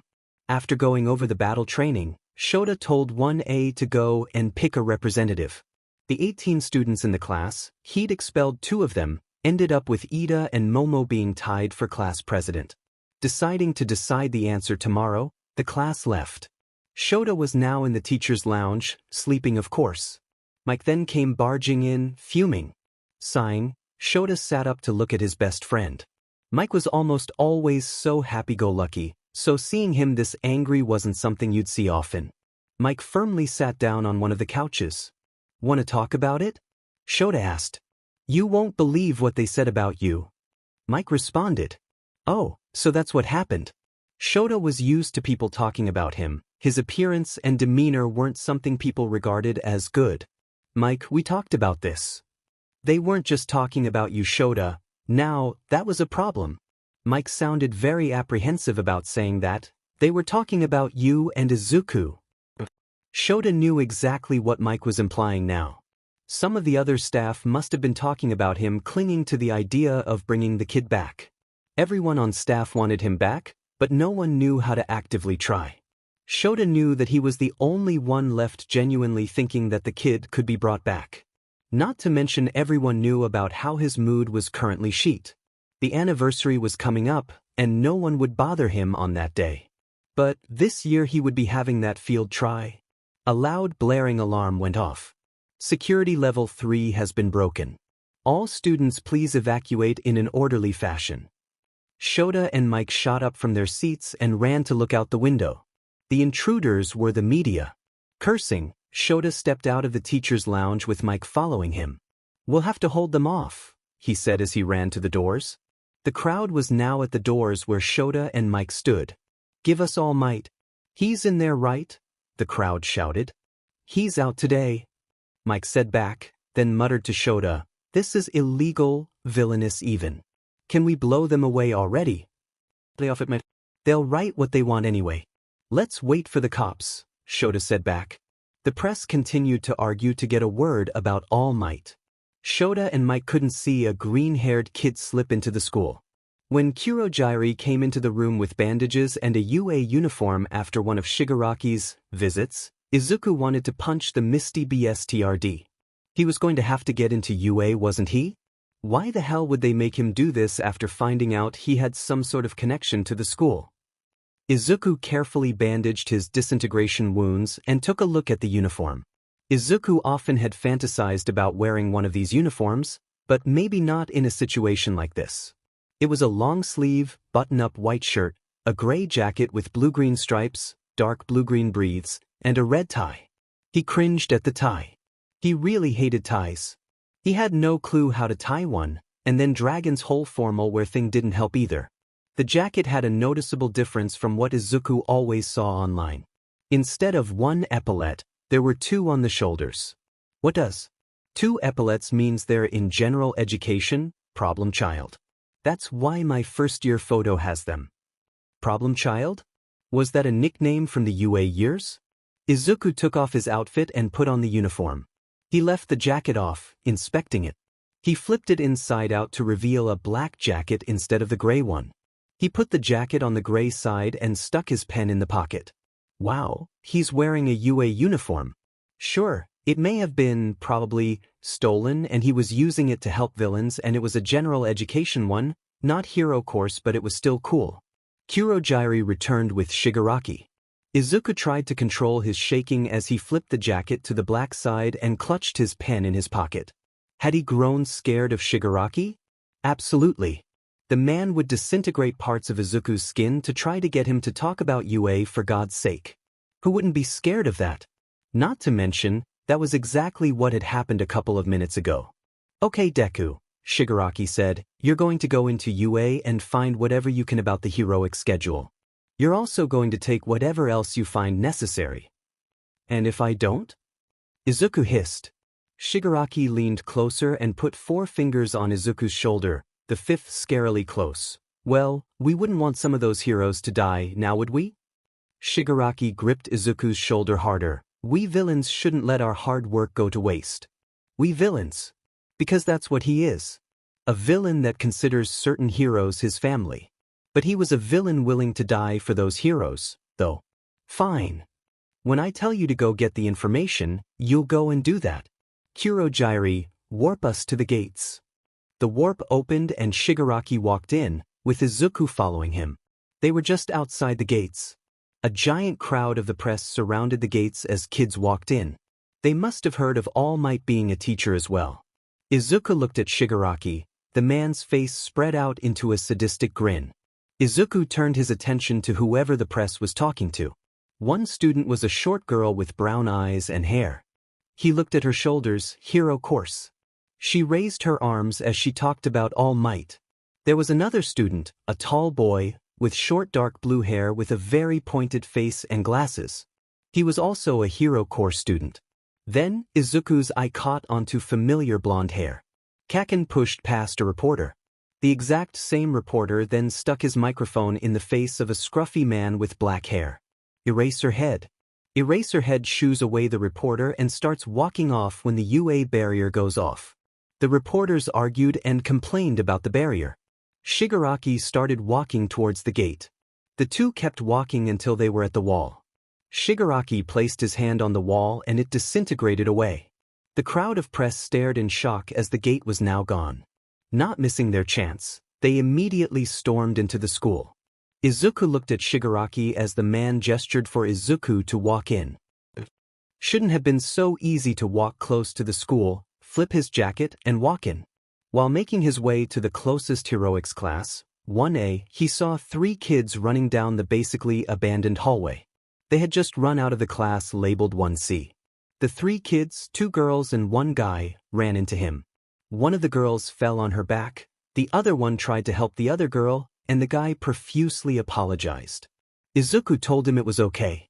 "God damn it, Keiko," the girl trying to help the other yelled. "You and your effing quirk?" The girl yelling had long pink hair that went down to her waist. The girl on the floor looked exactly like her but with shoulder-length hair. Twins. "Oh, I'm so sorry, Maru," floor girl yelled. "So sorry that you're the one who got us into this effing mess." "Yasumi," the boy yelled. Both of the girls yelled, "What? You ran into some random kid and now you're yelling to each other. Get your sheet together." "It's Keiko's fault," the long-haired Yasumi yelled. "Her and her iron shoes keep getting us into these messes." "Well," the shorter-haired started, "we could have helped Shinso instead of Levi Dash. Do you need help getting up?" Izuku asked.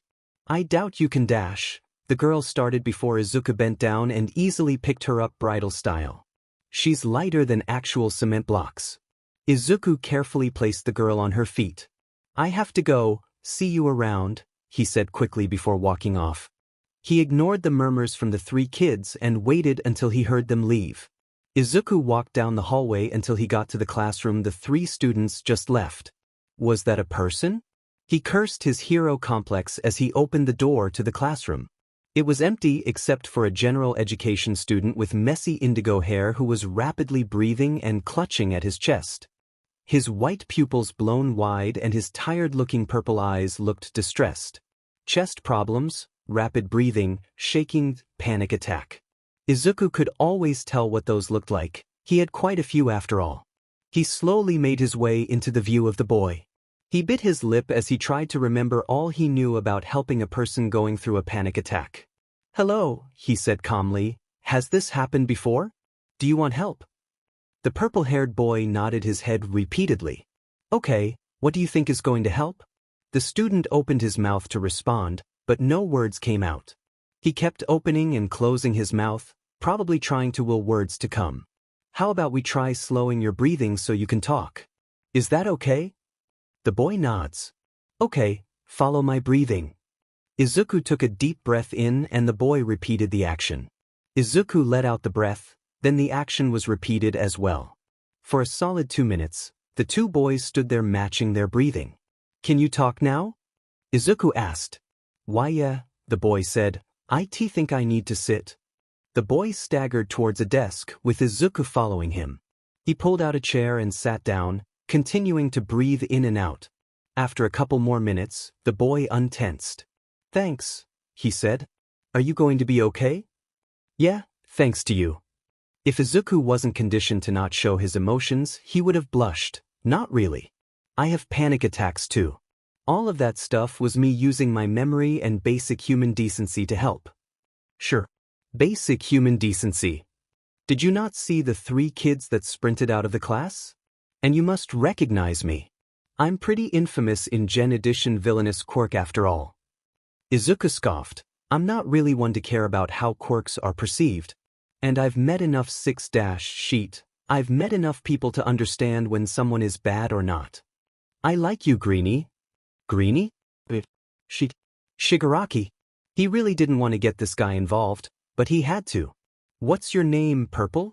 Shinso Hitoshi. You. I need you to do me a favor. It's really important. Can you give me your hand? Izuku took out his pen. This could work. He could send out a warning. Oh, sure. Shinso held out his hand. Izuku uncapped the pen and wrote on the palm of Shinso's hand. Keep an eye out for off-campus. Izuku recapped his pen as Shinso read the warning. What dash? Shinso started only for Izuku to interrupt him. I need you to tell Eraserhead that. Ask your teacher if you can talk to him privately. My teacher hates me. She'll say no. That's what you say when given a warning of a villain attack? Tell her that the message is from Student Zero and she'll let you talk to him. Student Zero? For the first time in 5 years, Izuku purposefully showed a person his zero, Midoriya Izuku. Quirkless. Student Zero. Any of those things will make the teacher let you talk to Eraserhead. Just get that message to him. Izuku then sprinted out of the classroom and made his way to 1A. He looked in the teacher's desk and found all sorts of important information. Studies on the class's quirks, lesson plans, a picture of a small child with green hair. Answer she. Wait, what was that last one? Izuku took another look at the picture. It was of a child around 9 years old. Curly green hair, bright green eyes, and a scattering of freckles immediately were recognizable to Izuku. This was him. This happy child was him. He was smiling wide, holding up Eraserhead's capture scarf on his neck. Izuku looked closer at the picture and noticed tear marks staining some parts of it. This desk was Eraserhead's. Izuku put the picture back and grabbed a copy of the lesson plans. Shigaraki would have probably wanted him to take the other papers, but Izuku was in a rebellious mood. He could just try to lie his way out of the situation later. Izuku quickly made his way back out of the building, flipping his jacket, and to Shigaraki. Did you get it, Deku? Shigaraki asked as soon as he and Izuku were far enough away from UA. Izuku handed over the lesson plans. This was all I could find. Please believe it. Please believe it. Please believe it. All right, Deku. Yes, Kurogiri is going to warp us back now. The warp gate opened, and Izuku walked in with Shigaraki. As he looked at the hideout bar, he prayed Shinso had followed his instructions. Hitoshi wasn't expecting to have a panic attack because of the alarm going off when 3 kids were calling him a villain. He also wasn't expecting a green-haired Gen Ed student to come in and help him. He really wasn't expecting the kid to not know who Hitoshi was and say he wasn't concerned about Hitoshi's quirk. He was completely blindsided when the kid wrote some sort of warning on his hand, told him to tell a very specific teacher it, reveal that the kid had some sort of disappearing tattoo on his neck, and then tell Hitoshi that his names and his lack of quirk would make the teacher let Hitoshi talk to Eraserhead. Which led to now, where Hitoshi was gathered with the rest of the class. He was, not so subtly, glaring daggers at the Yasumi twins and Kashiwa. Once Sensei, an underground hero named Moonlit, had taken attendance, she dismissed 1C to go home. Once everyone left the classroom, Hitoshi walked up to her. Sensei, he said, I need to talk to Eraserhead. Moonlit stopped writing and looked up. No. Why do you need to talk to him? Here goes nothing. I have a message from Student Zero. Moonlit's eyes went wide and she stood up. How the hell do you know that name? Midoriya Izuku. Quirkless. Student Zero. He gave me a message for Eraserhead. His teacher stood there with her mouth wide. I'll take you to him. Thank you. The whole debacle with the gate was frustrating Shota. He had just gotten back to his class from Nedzu talking about the possibility of villains. He was currently working on writing down the duties of a class president. Momo had given up her chance to be class president to Ida. The class chanting of "Exit Ida" was annoying, and he couldn't wait for this day to pass. Shota took a chug of his coffee and looked at the date. In 4 days he'd have the USJ trip, but in 4 days the anniversary would also happen. He really was dreading the next 4 days. Not to mention having to deal with the resulting media outbreak from the media breaking in. Shota grabbed the stack of essays and a red pen. He might as well distract himself. As Shota started grading Aoyama's essay, a knock came from the classroom door. "Who's bothering him now?" "Yes?" he asked, annoyed. In walked Moonlit, 1 CS homeroom teacher and number 117, and Shota wanted to groan. He had worked with Moonlit, and she wasn't a good person to talk to. She was quirkist, to say the least. She saw her quirk, the ability to manipulate moonlight, as powerful, and anyone without a powerful quirk wasn't important to her. This became a problem when she was told about his problem child being quirkless. She tried hiding her prejudice, not very well, and kept her mouth shut around the staff that liked or knew Izuku. Why Nedza kept her around, Shota had no clue. And since she considered Shota's quirk to be weak, she didn't like him either. "What do you want, Moonlit?" he asked. "I'm kinda busy and you know not to bother me days before dash." Shota's eyes caught onto a student. Gez, the kid was a mess. He was a general education student with a mess of indigo hair that stood straight up and purple eyes with eye bags that could match his own. "This is my student," Moonlit said as the kid stepped into the classroom. "Shinso Hitoshi. A certain quirkless green-haired kid gave me a warning for you," Shinso said, holding up his palm to show writing. Shota's eyes went wide and his hand went to his mouth. Izuku was in the building. He was in the building long enough to send out a warning on the palm of a student's hand. Meaning that this kid was the first non-villain Izuku interacted with for longer than a minute. Shota took his hand off his mouth and hid his shock. "Shinso, was it?"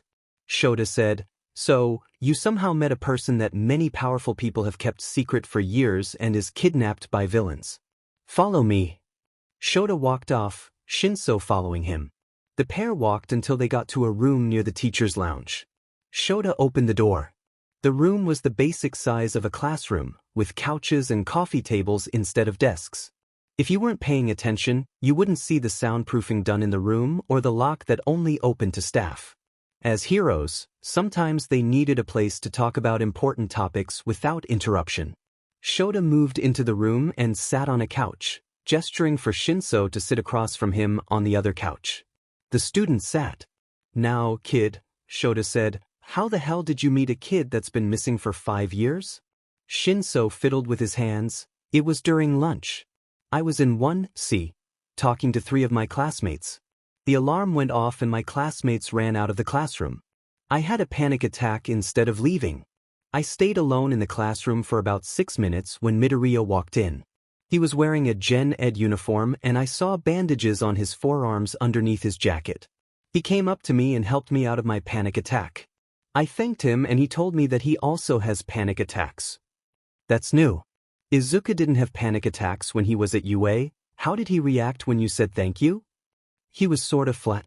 He didn't stutter or show a lot of emotion when I talked to him." "What happened to you, Izuku?" "He asked for my name and when I told him he asked for my hand. When I gave it he wrote down the message. He told me to tell you what was on it privately. He also said that if I said it was from Student Zero my teacher would let me talk to you. He showed me some sort of tattoo on his neck of a zero, told me his name and how he was quirkless, and then left." "Let me see the warning." Shinso stuck out his palm, and Shota read the warning. "Keep an eye out for off-campus." So, whoever Izuku was with was going to attack the next time a class is off-campus. But wasn't the next classroom out his class? Shinso took back his hand as Shota reached for a paper and pencil. Shota quickly wrote down the warning and the important parts of the recount. He looked back at the kid. "I'm gonna have to ask you to recount this to a police officer. You're also not allowed to tell anyone about meeting Izuku. Everyone in the UA staff has been trying to find him for half a decade and you are the only person who he's talked to for more than a minute that isn't a villain. But, I guess you're supposed to know more about him if you're in on the secret as well." Shota stopped writing and sat up.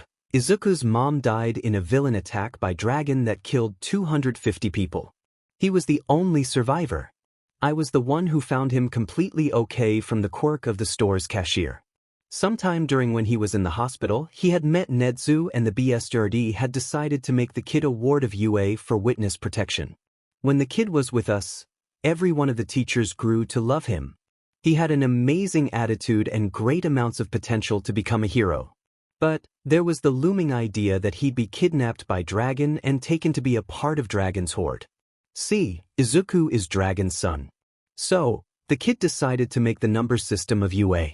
Shota held up his wrist, letting the 5 appear. To Shinso, the staff all has numbers written on their bodies now. Izuku had created some kind of ink that did exactly what he wanted with seemingly no side effects. We still don't know what's in the stuff because we couldn't ask him. He had gotten through numbering 1 to 5 when he was kidnapped. The numbers are mainly to make sure Izuku is okay, but something happened and he only just ended up using one of the features a month or so ago. Izuku can pinch his 0 to tell every number that he's in trouble or whatever is decided to be the message it sends. So if the staff says it means, "I'm here, come get me," then that's what it means when a staff member tells him to pinch his neck. Another feature is that whenever a number and Izuku make eye contact and the number is searching for Izuku, the numbers burn slightly. But with what you've given us, we can bring him back home. Thank you. You can head home now. Shinso, looking slightly dazed, left the room.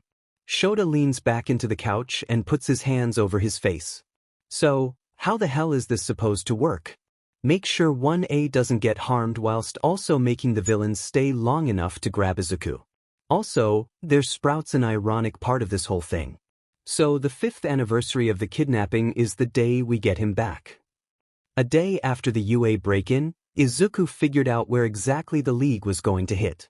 It was going to be the USJ in 3 days.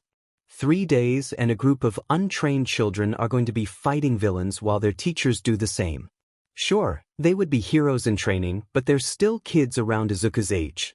Hopefully, Shinso got the warning out to erase her head. As Izuku is eavesdropping on Shigaraki and Kurogiri's conversation, he overhears some very important information and takes out his pen to write on himself. The doctor has finished the Nomu, correct? Kurogiri asked. Yeah, the old man has, Shigaraki responded. It's going to be a great final boss for All Might. Shock absorption and regeneration. Sensei will be pleased when All Might falls. As Izuku writes down the Nomu's quirks, he also writes about the doctor and Sensei. 2 days after the UA break-in and Izuku woke up by a roar. After having a panic attack about Dragon. Was all of that a dream? Did Dragon find him? Was all of that work to help heroes not real? Izuku looked around and realized that he wasn't in the room the League normally held him in. This room looks more like an examination room. Izuku got up and booked it to the door, not noticing it was unlocked, and opened it. He slammed the door behind him and took in his new surroundings. He was still in a building, but it wasn't the bar from the League. It looked like a warehouse with boxes and bags filling the area. Oil drums and pipes were spread around the area as well. But the most disturbing part was the large metal tanks that only had heads sticking out. No, not heads. Brains. The part sticking out of the tanks was brains. Izuku shrunk back and ran into something. Or someone. He looked back to see a short, balding man with goggles, a thick mustache, and clothes like a doctor. Was this the doctor? Where am I? Izuku snapped, turning to glare at the doctor. I think the question we should be asking is, how are you alive? The doctor asked. Normal people's bodies don't refuse a quirk all for one gives them. How did your Suzuku? Shivers ran up Izuku's body as the doctor said that. Given a quirk? What kind of science or quirk does that? Not to mention how his body refused it? Secondly, why did this doctor look so familiar? Then, a thought struck Izuku. Weren't you that doctor that diagnosed me as quirkless? Yeah. Diagnosed, like it was some kind of disease or illness. Yes. Now, I'd love to see how exactly you work. How exactly does your body refuse quirks? A manic grin spread across the doctor's face. Man, where the hell is Deku? I need him alive to be my bargaining chip. Was that Shigaraki? The doctor's smile fell into a strict expression. Fine. Take him back, But I want him when you're done. Shigaraki's crusty but face scowled, whatever. And so, that night Izuku added information on the doctor, All for One and Nomus. He doesn't write about his body rejecting quirks though. 3 days after the UA break-in and Izuku was getting tired of the constant noises coming from around the hideout. Yelling, stomping, and screams were coming from around the bar and Izuku was getting angry. Who the hell was making that much noise? Who exactly was the League hiring that made this much noise? Was the League gathering villains for the attack on the USJ tomorrow? Holy shit, that's tomorrow. That's definitely what this is for. So, Izuku started writing down the quirks and names of the voices he heard. He really wants to help the heroes with all of this. Then, the day the League planned to attack the USJ came. The only parts of Izuku's body not written on was the skin he showed. Shigaraki and Kurojairi came into Izuku's room. Ah! Shigaraki grinned as he saw Izuku. There's our little bargaining chip. He put 4 fingers around Izuku's neck. Kurojairi then opened a portal. Hopefully I can help the heroes. Today is the day. Today is the day Shota has been waiting 5 years for. Today, Shota would bring his kid back home. Midoriya Izuku was coming back to UA at almost any cost. The plan was simple. A good chunk of the UA staff would be surrounding the USJ, waiting for the pinch. 9 teachers, including Shota, 13, and All Might, would be inside the USJ itself. 1 pro hero, that specialized in the environment, would be stationed at each zone. Class 1A would be fine with 9 pros in the USJ. But Shota's and All Might's job is to get Izuku back and fight off any higher rank villains. The staff knew that Dragon's Horde had a large handful of A and B rank villains as well as the S rank dragon, so if Dragon got Izuku to another organization they'd have to have similar power. Right? Dragon wouldn't have handed Izuku to some weak group of villains. Right? Well, if the staff is overestimating the villains then it'd be fine. Izuku was coming home. Then, Shota walked into 1A and realized he forgot to inform a certain student about the predicament.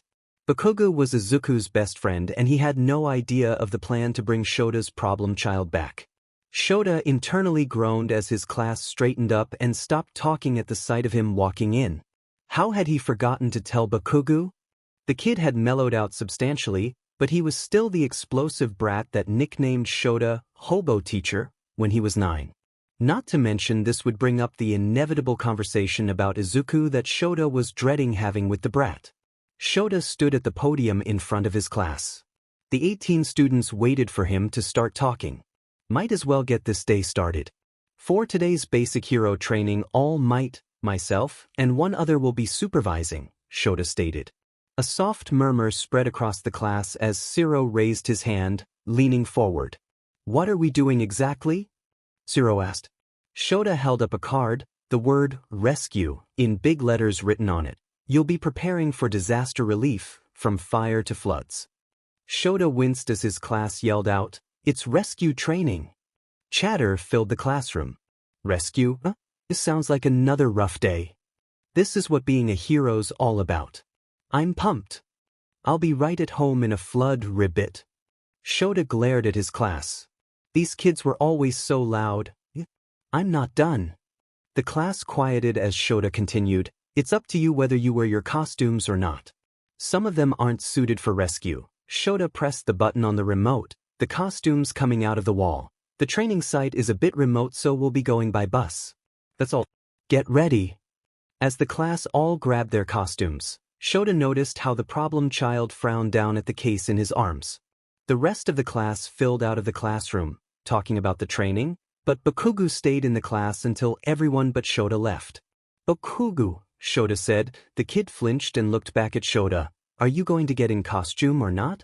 Yeah. Bakugo started walking towards the door, then stopped in the doorway. You tell me if there was a plan to get him back, right? Shota frowned. How's he supposed to tell the kid about the USJ? Bakugo knew Shota only because he was Izuku's best friend, so Shota didn't get to connect with the kid that much. The kid is probably hurting just as much as Shota. How was he supposed to explain that a plan to get Izuku back was happening today? I would. And that was the truth. Bakugo needed to know about the plan, Today during rescue training in the site. The class will be safe. Bakugo scoffed, I don't care about those extra dash. Bakugo shut his mouth, started talking again. I just want to know about how Izuku will be. Shota put his hand on Bakugo's shoulder. We'll get him back, kid. Bakugo shoved Shota's hand off his shoulder. You better. Then he walked out to the locker room. Why oh why was Shota's class so loud? Shota let out a long-suffering sigh as Ida blew a whistle. Gez, Tensei needed to teach that kid how to relax. Line up. According to your ID numbers, Ida shouted, fill those seats in an orderly fashion. When was the kid going to realize that it wasn't that kind of bus? When the entire class got on was the answer to that question. As Ida was sulking, Shota overheard his class having a conversation about quirks.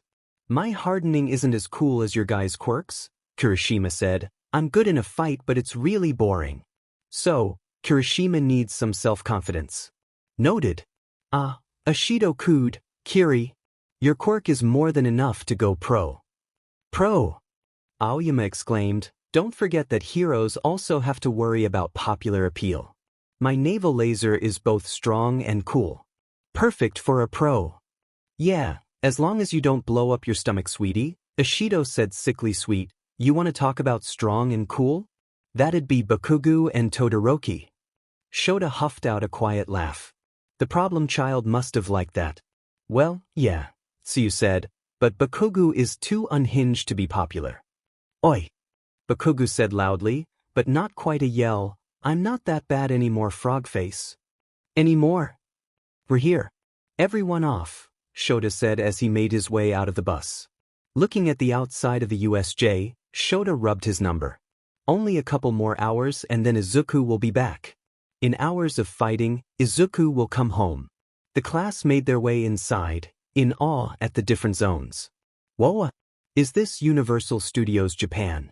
The attention of the students was then drawing to the hero in front of them. 13. There's the flood zone, the landslide zone, conflagration zone, etc., 13 said, every accident and disaster you can think of. I build this facility myself, and I call it the Unforeseen Simulation Joint. So it really is the USJ. As Uraraka gushed about 13 and the rest of the class started talking, Shota noticed the absence of the number 1 hero. What the F dash? Shota pulled 13 aside so that the students couldn't hear. Where the hell is All Might? I thought he was supposed to meet us here. He got caught up in a large-scale attack by 4 of the higher-rank Horde members. Reached his limit. We're on our own for this. Shota cursed the blonde idiot. The fallout of Dragon being arrested was big. Horde members were fighting heroes and trying to break Dragon out constantly. Lower-ranked members of the Horde would come out in large groups some days. Other days, the higher-rank members would come out and so many heroes were needed to help at those times. But for the villains to be so strong as a unit to wear out All Might. Senpai, 13 was talking again, will get Izuku back with or without All Might. Plus Ultra. 13 turned back to the class, who quickly shut up. Before we get started, I have 1 or 2 points. 13 held up their fingers, or 3. Or 4. 13 let loose their quirk from their finger. As I'm sure many of you are aware, my quirk is called Black Hole. It can SCK in and tear apart anything. I use it to save people in all sorts of disasters. 13 turned off their quirk, shutting the finger cap of their suit. However, my power can easily kill. I have no doubt some of you have similar abilities. In our superpowered society, the use of quirks is heavily restricted and monitored. Our system seems to be a stable one, but never forget that one wrong move with an uncontrollable quirk and people will die. In this class, you will be shown a different perspective than in the fitness test or battle training. You will learn how to utilize your quirks to save lives. Your powers aren't meant to harm. I hope you learn that you're meant to help people as heroes. 13 bowed with their right arm underneath their chest. That is all. I thank you for listening. Talking spread through 1A, and Ida was clapping. Great, Shota said. Now we can start. First off. Then, Shota's eye caught onto a black and purple swirl in front of the fountain of the USJ. He quickly grabbed onto his goggles and put them over his eyes. Huddle up and don't move. Shota yelled. 13, protect the students. A hand came out of the swirl, which had now widened to a circle. Then, a face with a hand covering it peered through. Yellow diamonds, which looked like eyes, appeared at the top of the black and purple as groups of villains surged out of it. What the heck is that? Don't move. Those are villains. Shota yelled. 13 and Eraserhead, is it? The mist said calmly. According to the staff schedule we received the other day, All Might is supposed to be here. Of course, the break-in was this scum's doing. Where is he? The villain with hands all over his body said. We've come all this way. And brought so many playmates. Not to mention our bargaining chip. Just for the symbol of peace, not to be here. I wonder if some dead kids will bring him here? As Shota leapt off the railing to fight, he noticed the lack of any green-haired kids in the group. So Izuku was somewhere else. Izuku is on a boat.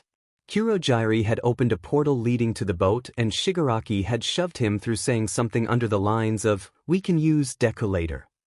So now Izuku is on a boat. He could feel the sway of it on the water and he could smell the water itself, but he had no clue where exactly he was. He might be somewhere in the USJ, he might be floating in a random boat on the ocean. Who knows?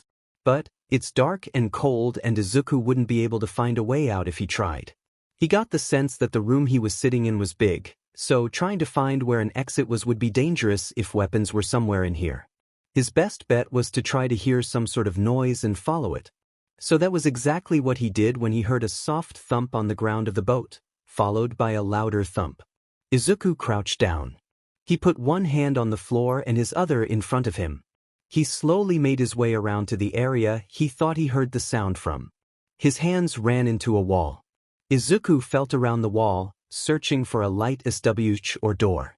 His right hand wrapped around a knob. A doorknob to be specific. Izuku held his breath as he turned the handle. The door creaked open and bright light shone onto Izuku's eyes. When was the last time he had seen the sun? Izuku squinted and then his eyes went wide. There, standing on the deck of the cruise ship was a hero and what looked like a hero in training. He immediately recognized the hero as Waterwalk, a hero who could control water underneath his feet. Waterwalk uses his quirk to fight villains in flood and ocean scenarios, but he's also a teacher at UA.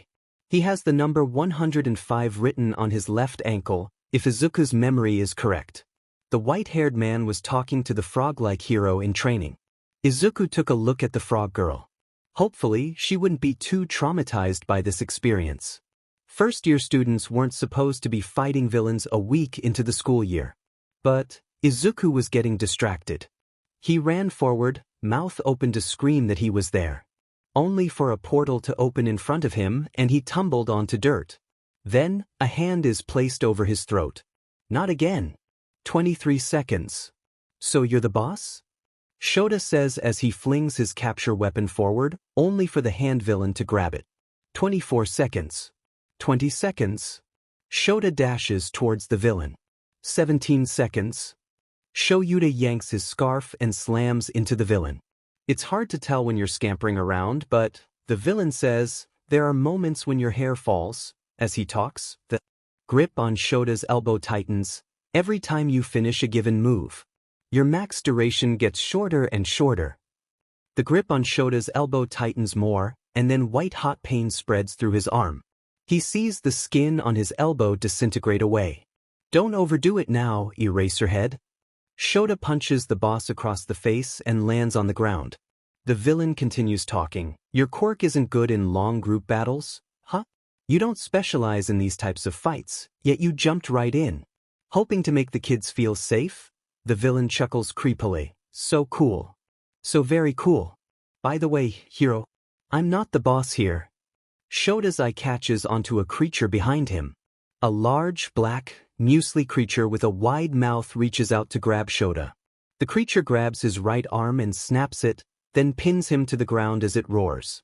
The hand villain is still talking. Meet the anti-symbol of peace, the bioengineered Nomu. What the F dash? This creature snapped Shota's arm like a twig. Looking at any part of its body should be enough to nullify any quirk, so this was its base strength. Easily as strong as All Might. This, Nomu, was made specifically to kill All Might, wasn't it? Shota's eyes spot another black and purple swirl appear, talking this time, Shigaraki Tamura. Kurogyri. Is 13 dead? The hand villain, Shigaraki, asks. 13 is incapacitated, but I couldn't warp away some of the students and one of them escaped. The mist, Kurogyri, responded. Shigaraki clawed at his neck. Kurogyri, if you weren't our ticket out of here I'd turn you to dust. We're leaving, game over. Then, a portal opened right next to Shiraki, but how about we leave a dead kid for the heroes to find? Then a short, malnourished green-haired teen tumbled onto the dirt and Shigaraki wrapped his hand around the teen's throat. Izuku! Izuku! That wasn't Shigaraki's voice. The grip around his neck was there, but that wasn't Shigaraki speaking. Izuku's eyes were screwed shut, but he wanted to open them now. That voice was the same voice in Izuku's head. The same voice that affectionately called him problem child. The same gravelly, gruff, sleep-deprived voice that would tell Izuku that he wasn't dragon. The voice that made Izuku despise his villainy even more. He hated how he couldn't remember the speaker. That he couldn't put a name or face to the voice. Who was it? He wanted to know. But Izuku refused to open his eyes. The only reason he was at the USJ was to be a hostage. Hostages die all of the time. This is when Shigaraki kills him, isn't it? That's not a question. Izuku is going to die. He was going to die, but he refuses to have his eyes open when he does. Maybe it's some kind of no satisfaction to the killer thing? Don't let them see the light fade from your eyes as they kill you. Don't let them see how much it hurts. He just needs to keep his eyes shut and accept it. Open your eyes, Deku. There's Shigaraki. Izuku wonders what it'll be like to die. Would it be the whole light at the end of the tunnel thing? Would he see his mom? What if reincarnation was real? Maybe he could actually be someone useful in his next life. But wasn't he going to stay alive for his family? The grip on Izuku's throat tightened until he was choking. Guess he won't get to see Yuha? Izuku was going to stay alive to tell people he was alive. Right? He was going to be alive for peaceful moments with his Zero. He needed his family to know he was alive. A fifth finger went down onto Izuku's neck. But no pain came. Izuku's mind was racing. What quirks could stop this? He ran through all the quirks of the UA staff he could think of. There wasn't any quirk that he could think of. So who? It suddenly struck Izuku. Eraserhead. Aizawa Shota. He could erase quirks through his eyes. Izuku slowly opened his own eyes. Taking in his surroundings, he saw that he was in some sort of plaza. A flooded area, he was probably there, was close by. In fact, all of the different zones of the USJ were close by. You really are pretty cool, Shigaraki was talking again. The other feature I made was that if you make eye contact with me while searching for me, there's a slight burn. Izuku said enthusiastically to the UA staff. The conference room wasn't as intimidating after his, 50th time in it. The number system was finished. Sure, it wasn't perfect for situations where he loses his memory or when there's absolutely no sign of him, but it was still his pride and joy. Not to mention it would be fun to see his family get jealous over number placement. But functionality always came before his own feelings. He would have loved to make show number 1, but Netsu just seemed to be the most logical. So, show would have to settle with 5. It's mainly a F feature if I'm made to wear a mask so you'd know who I am. It's amazing, problem child. Izuku blushed at Show's praise. You're such a dad, Aizawa. There's Kiyama with her dad comments. You forgot them in front of problem child dashed. Show's capture weapon was then around her mouth, shutting her up. Erase her head. Izuku saw red eyes through gold goggles, and his Zero burned. He didn't recognize the person that found him. The person was a man with black hair that stood on end, yellow goggles on his eyes, and baggy black clothes. He also wore what looked like an off-shite scarf around his neck. Izuku really couldn't tell if he was a hero or not. He was really scary looking, so he quickly scooted back. The man seemed to notice him and seemed to relax. The man's hair fell to his shoulders and he took off his goggles to show black eyes. Hey kid, the man said. His voice was really gruff and sounded like he was sleep-deprived. Are you hurt at all? Izuku shook his head. He hero, he asked shakily. The man nodded his head. Yeah, I'm a hero.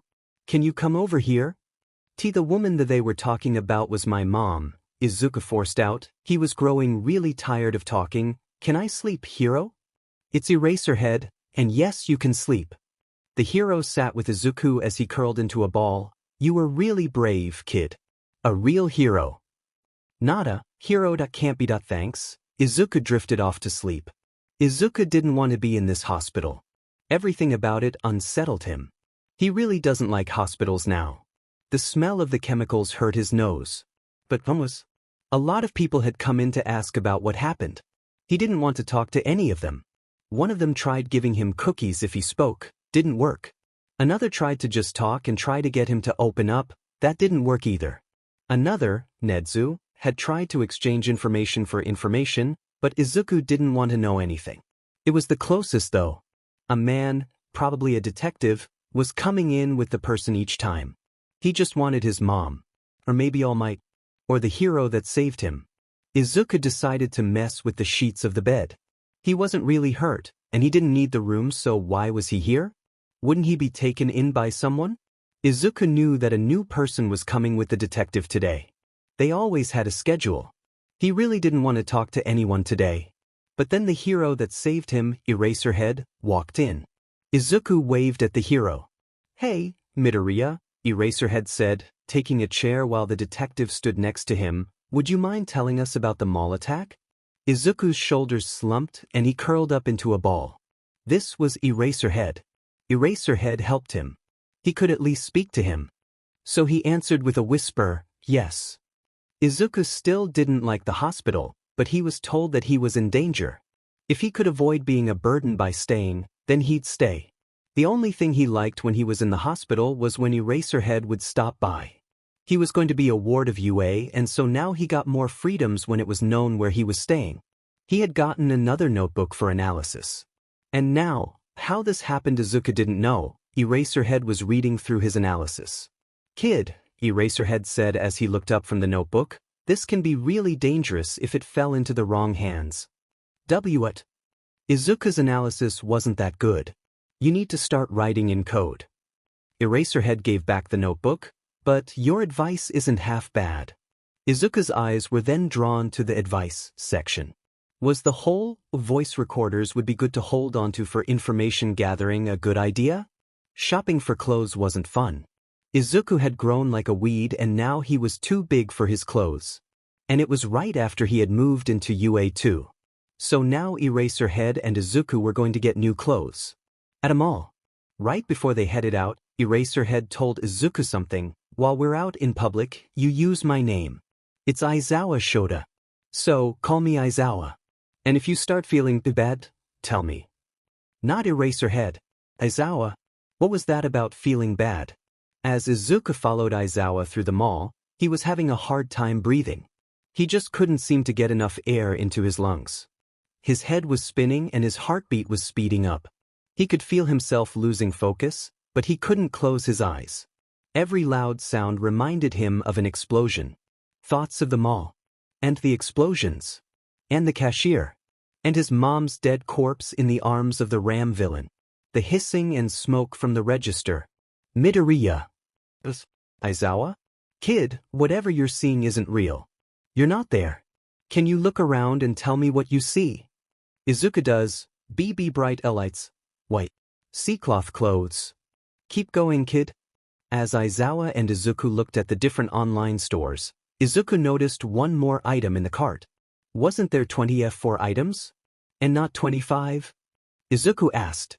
Aizawa grunted and hovered over the cart, showing a voice recorder. Izuku was now trying not to cry. Izuku was 100% holding back on how much he wanted hero merch. As he hung up a new poster, he muttered to himself. I wish there was Eraserhead merch. Izuku wasn't feeling well. He wasn't sick or anything. The small area he was given was fully explored, so he tried watching TV. It turned on to a news channel and it was reporting on Quirkless discrimination. So Izuku immediately turned off the TV and went to his room. He had gotten so caught up in the hype about UA that he forgot about his dream. Izuku would need someone to train him, but who? He wasn't expecting Aizawa to show up to take him to meet the UA staff. But Izuku wasn't in the mood anymore. "What happened, kid?" Aizawa asked, and don't say nothing, your attitude did a 180. "I was just thinking about being a hero," Izuku responded. I was thinking about how I should train for it." "You're gonna need a lot of training for people to take you seriously." Izuku then had an idea. "Why you fight Quirkless a lot of times? Could you Coldio train Midoriya?" Izuku knew that the last part was rushed out, but Aizawa still seemed to understand. "It's going to be really hard to train to be a hero." "Are you sure?" Was he sure? "I'm sure." "Then okay, kid. As long as you understand it's going to be hell, I'll train you. Call me sensei." Izuku beamed. The world might just need a Quirkless hero. Then Izuku cried. Izuku trailed behind Aizawa as 12 heroes sat on a long desk. "So, Netsu has probably told you about a ward. This is Midoriya Izuku. He's at large risk of kidnapping. We'll treat him well." Izuku bowed. Please take care of me." Why were the heroes whispering the word Dadzuwa? Izuku both liked and disliked training with sensei. He loved running and jumping and working harder to further himself. But he didn't like getting scolded by Recovery Girl whenever he got hurt, which was quite often. He also didn't like right after training when he had absolutely no brain to mouth filter. Normally he'd consider his words carefully when talking, unless he was rambling, but when he was tired he didn't do that. Everything he thought came out of his mouth. Meaning that it was pretty easy to get him to talk when he was like that. Which was the current situation. Sensei had just asked Izuku about the Bakugas, and now Izuku was talking about how cool Kaken's quirk was. Kaken's quirk is sometimes scary, but it's also really cool. Izuku said. "Kaken is the kid, right?" Sensei asked. "Why is his quirk so scary?" "Because it's loud and hurts." Izuku saw Sensei's eyebrows raise. "Did he use it on you?" Kaken used his quirk so much that it was a rarity someone didn't know what it felt like. "But he did mainly use it on me." "Do you know why?" Was Sensei concerned? Well, Izuku really was too exhausted to bend the truth. He said it was because I'm quirkless. Izuku didn't miss the grunt, but kept talking. "But Kaken is so angry all the time that he lashes out at anyone around him. I was just always the closest person. He may need some form of anger management now that I think about it." Izuku was coming out of the locker rooms when he caught a glimpse of his face. He had seen pictures of Hisashi now, and Izuku didn't really like it. He looked so much like the villain. He had the same mess of wild hair like his father, it's just that his hair was green and not black. The same wide green eyes. The freckles also came from his father, sadly. He used to really like his freckles, but now he kinda wanted to hide them. Sensei must have noticed something was wrong. How the hero does that Izuku doesn't know, because the man asked what was wrong. "I don't like my face." Sensei's wide eyes made Izuku look to the floor. He felt stupid for saying that now. He was 9 and he didn't like how he looked. "Why, Midoriya?" Sensei asked. Yup, the man was definitely concerned about Izuku now. "I look too much like Dragon." Sensei bent down to Izuku's height. "Can you look at me, Midoriya?" Izuku did. "It doesn't matter if you look like him, Izuku. It matters that you him," Sensei said firmly, leaving no room for arguments, "and you never will be." Izuku burst into tears and hugged the hero. He was fine with the given name use. Izuku had somehow broken his arm while running. That's right, while running. As Izuku showed Sensei the cast. The man face-bombed. "You're a problem child, Midoriya." Izuku was bored. Like really bored. So what's Izuku's plan? Bother Aizawa. Izuku ran through the empty hall of UA until he reaches the teacher's lounge, where he opens the door to see Aizawa making coffee. "Problem child," Aizawa said. "What are you up to?"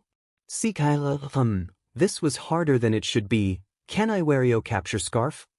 Aizawa blinked. "You want to?" "What?" "I want to wear your scarf." Aizawa let out a sigh that made Izuku perk up. That was a finny sigh. Aizawa carefully took off his scarf and placed it around Izuku's neck. It was really warm. But Izuku had a plan. He held out his phone, blushing furiously and averting his eyes. "See, could you take a picture?" Aizawa had a confused face and then took the phone.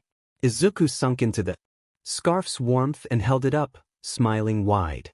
"Are you satisfied, problem child?" Aizawa asked. "May I have my scarf back now?" Izuku let Aizawa take off the scarf. "It's nice, thanks." Aizawa ruffled Izuku's hair. "Whatever, kid." Izuku's 10th birthday was already so much fun. Kaken got a visitor's pass to come in and celebrate too. Everyone had cake, and Izuku got to blow out candles. Then came the presents.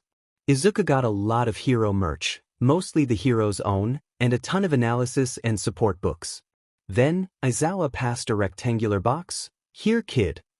Izuku smiled wide when he took it and carefully unwrapped it as he had done with the other gifts.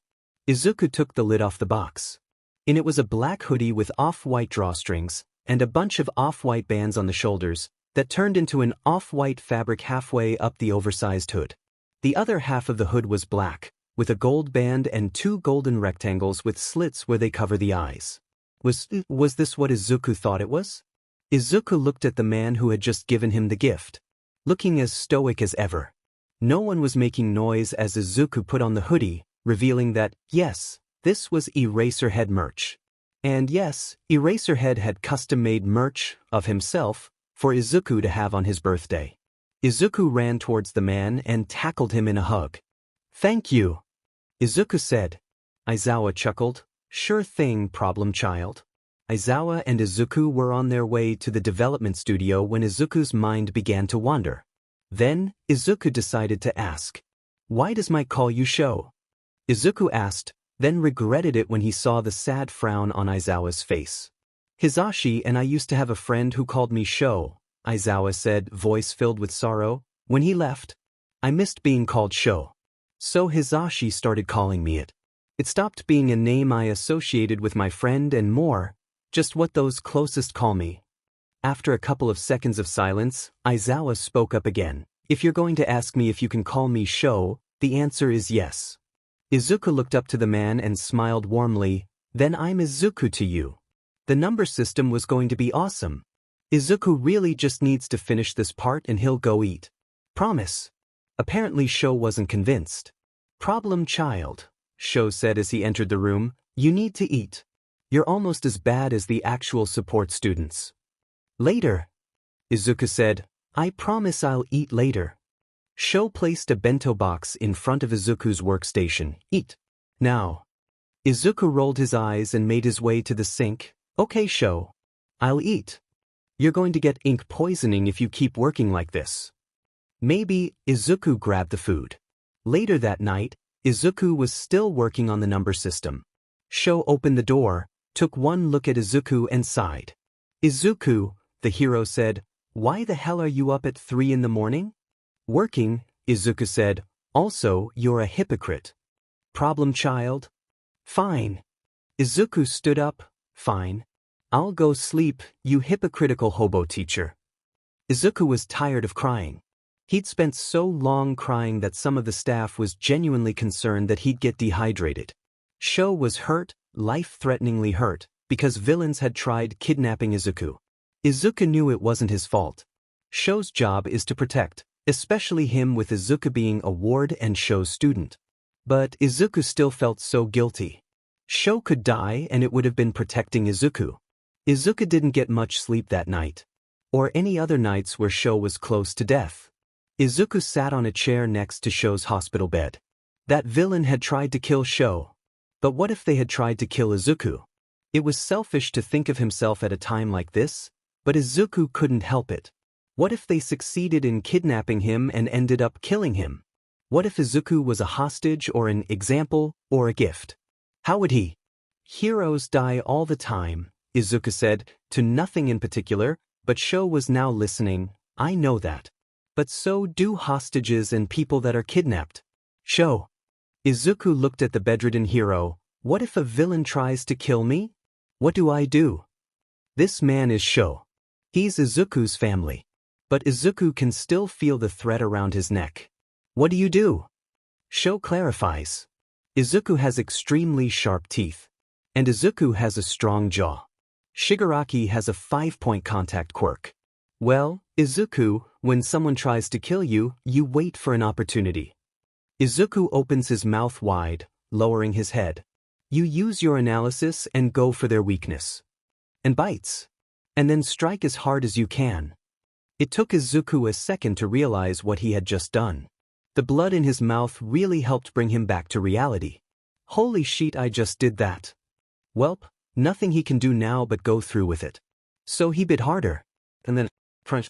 Holy shit, that's a finger in my mouth. Nom dash. Shigaraki yelled. Nope. Hell no. Izuku spat out the finger. Don't think about it. Don't think about it. Don't think about it. And then mustered all the pent-up anger from living with villains for 5 years and socked Shigaraki across the jaw. The man yelled profanities. Izuku looked back. The Nomo hadn't moved. Thank God, but Eraserhead Sho Aizawa-sensei hadn't moved either. The man was instead gesturing something. Izuku took a closer look and saw that he was making a pinching motion with his good arm. Pinch? Pinch. Izuku reached up to his neck and pinched his zero. Never fear. Was that All Might? Izuku looked back to the doors, which were now busted open. Nedzu, Hound Dog, Present Mike, Midnight, Snipe, Cementos, Power Loader, Blood King, Ectoplasm, and All Might all stood in the busted doorway. For we are here. The blue-haired boy that Izuku saw talking to the reporters stood with the heroes. President of Class 1A Tenya, the brother of Ingenium, apparently yelled, "Reporting for duty." Damn it. Shigaraki yelled, "We had more time. How the hell did they get here so fast?" Shigaraki then turned to Izuku, "Unless they knew." Izuku elected to ignore Shigaraki and instead yelled, "Hey heroes. Mind getting that big fucker off of Sensei? Kurogyri, get us out of here." Shigaraki yelled as All Might grabbed Sensei and Izuku, placing them towards the entrance where 13 and students were being taken in by the arriving and the zone heroes. "Get back to the entrance with Aizawa," All Might said. "The two of you need to get out of here." Izuku threw Sensei over his shoulder. "Wait for a second." Surprisingly, All Might waited as Izuku ripped his long sleeve off and revealed the ink splayed across his skin. Izuku found the patch of skin he was looking for and read aloud. The Nomo has 2 quirks, shock absorption and regeneration. Izuku looked up to All Might. "A head-on assault will be best since it's shock absorption, not negation. People want me back. Don't f this up. Die." Was that?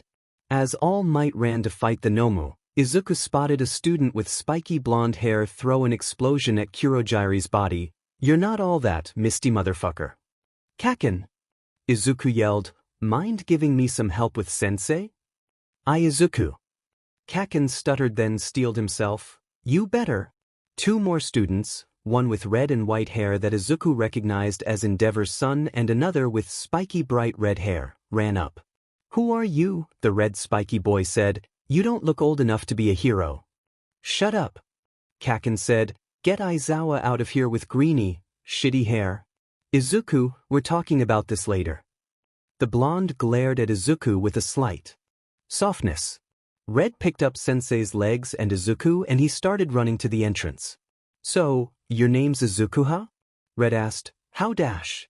"I'm probably legally not allowed to answer any of your questions," Izuku said flatly, "and don't bother Kaken about it either." "Kaken?" Red muttered. The sound of fists against each other drew the attention back to All Might and the Nomo. "A head-on assault," Izuku said, "so he actually listened to me." "Izuku." Izuku looked back to see Present Mike walking over, then running. "Izuku." "How the heck does dash?" Red started. "We need help getting Sensei over there. Help us. Please." Plus Ultra. The voice of All Might was heard throughout these as the Nomu shot out of the ceiling. Then shots rang out. Present Mike grabbed Sensei. "Okay, little listeners, Kirishima, you'll go with the rest of your class, and Izuku?" "Huh?" Izuku asked, already walking to the door. Mike took a wristwatch out of his pocket and threw it to Izuku. "Wear that. It's a tracker. Nedzu is going to want you in his sight at all times. And one more thing. What is I dash?" Izuku felt himself getting picked up. "I can walk." Mike whispered into Izuku's ear. You've been missing for 5 years, kid. I doubt villains treated you well enough that you aren't hurt. I'm guessing that you have some sort of injury you won't talk about. Just don't hug me, I think Sensei would want to be the first to. Why yeah, I think he would. Shota woke up in a hospital bed. Or at least his eyes opened. He woke up to white over his eyes and a thick feeling over his entire body. A gasp sounded as he shuffled. Sho! Hizashi, I've already called a nurse. Classes have been cancelled for today. Do you remember anything? The Uche was attacked and, wait. His problem child, did we get Izuku? Hizashi chuckled, carried him to an ambulance in my arms with you over my shoulder. You two even got sent in the same ambulance. What? Well, when they asked if he was related to you he said, I think I'm his son or something. I don't really know. I have amnesia. All serious like. If it wasn't such a serious situation and the whole amnesia thing, then I would have laughed. The poor EMTs looked to me to ask if it was true and I told them yes so he could ride with you. You told medical professionals that Izuku was my son? The kid probably doesn't remember that much about me. No, he remembers a lot about you. I thought he said he had amnesia? It's most likely quirk amnesia. He said that certain situations brought back memories. Seeing you in person for the first time in 5 years brought back some memories of your interactions.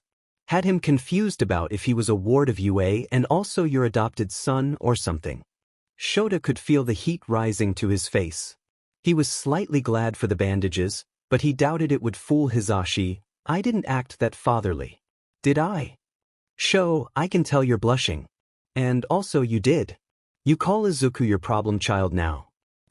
And you're also going to be the first person to hug him. He told anyone who tried that he thinks you should be the first. I was adorable because he definitely wants you to be the first to hug him. Eraserhead, you're awake. A male nurse apparently walked in. So, your arms were smashed to splinters. You'll be able to use them again once the bandages come off. Your face was fractured but you don't have any brain damage. Your eye sockets were pulverized, can you see? The nurse bluntly said as he unwrapped the bandage around Shota's eyes. The nurse was strangely familiar. Yeah. Or you. I recognize you. Ah, I was the head nurse on all of Midoriya Izuku's hospital injuries. Bano Yashiki. I treated him when he was brought to the hospital after the mall attack. I'm guessing that you would like to know his status? Yes. Hizashi and Shota said together. The nurse, Bano, took out a notepad from nowhere, Quirk, and read off of it, well, Midoriya, let's start with the head. He himself says that he suffers from seemingly quirk-based memory loss. The effects of the quirk seem to be that certain interactions will cause memories to resurface. He says that he remembers an interaction with dragons soon after he was kidnapped, his kidnapping, certain features of his Zero, and certain memories of you, Eraserhead. He has slight hearing loss, but it's extremely mild. He has a concussion as well as bruising around his neck and a broken nose. Above the hips and before the neck was the worst. His shoulders and chest had lacerations of varying lengths and depths all across. He had quite a few broken or fractured ribs. He also had a broken collarbone. His arms were broken so many times throughout the years that any other person would have lost movement. Either the Horde had a very good nurse with possibly a healing quirk, or Midoriya is just abnormally resilient. It also could be both. His fingers specifically have deep lacerations and seem to have broken more than his arms. It won't impede his movement too much, but his hands will shake every so often and he might get spikes of pain where he can't move them. He will be getting physical therapy. His legs have also been broken repetitively. He actually had a gunshot wound, but he says that he took out the bullet himself. His ankles have also been broken so much that he'll get pain spikes. He would definitely fall when those occur, so make sure someone is there to catch him so he doesn't break anything else. He most likely fractured his kneecap at one point.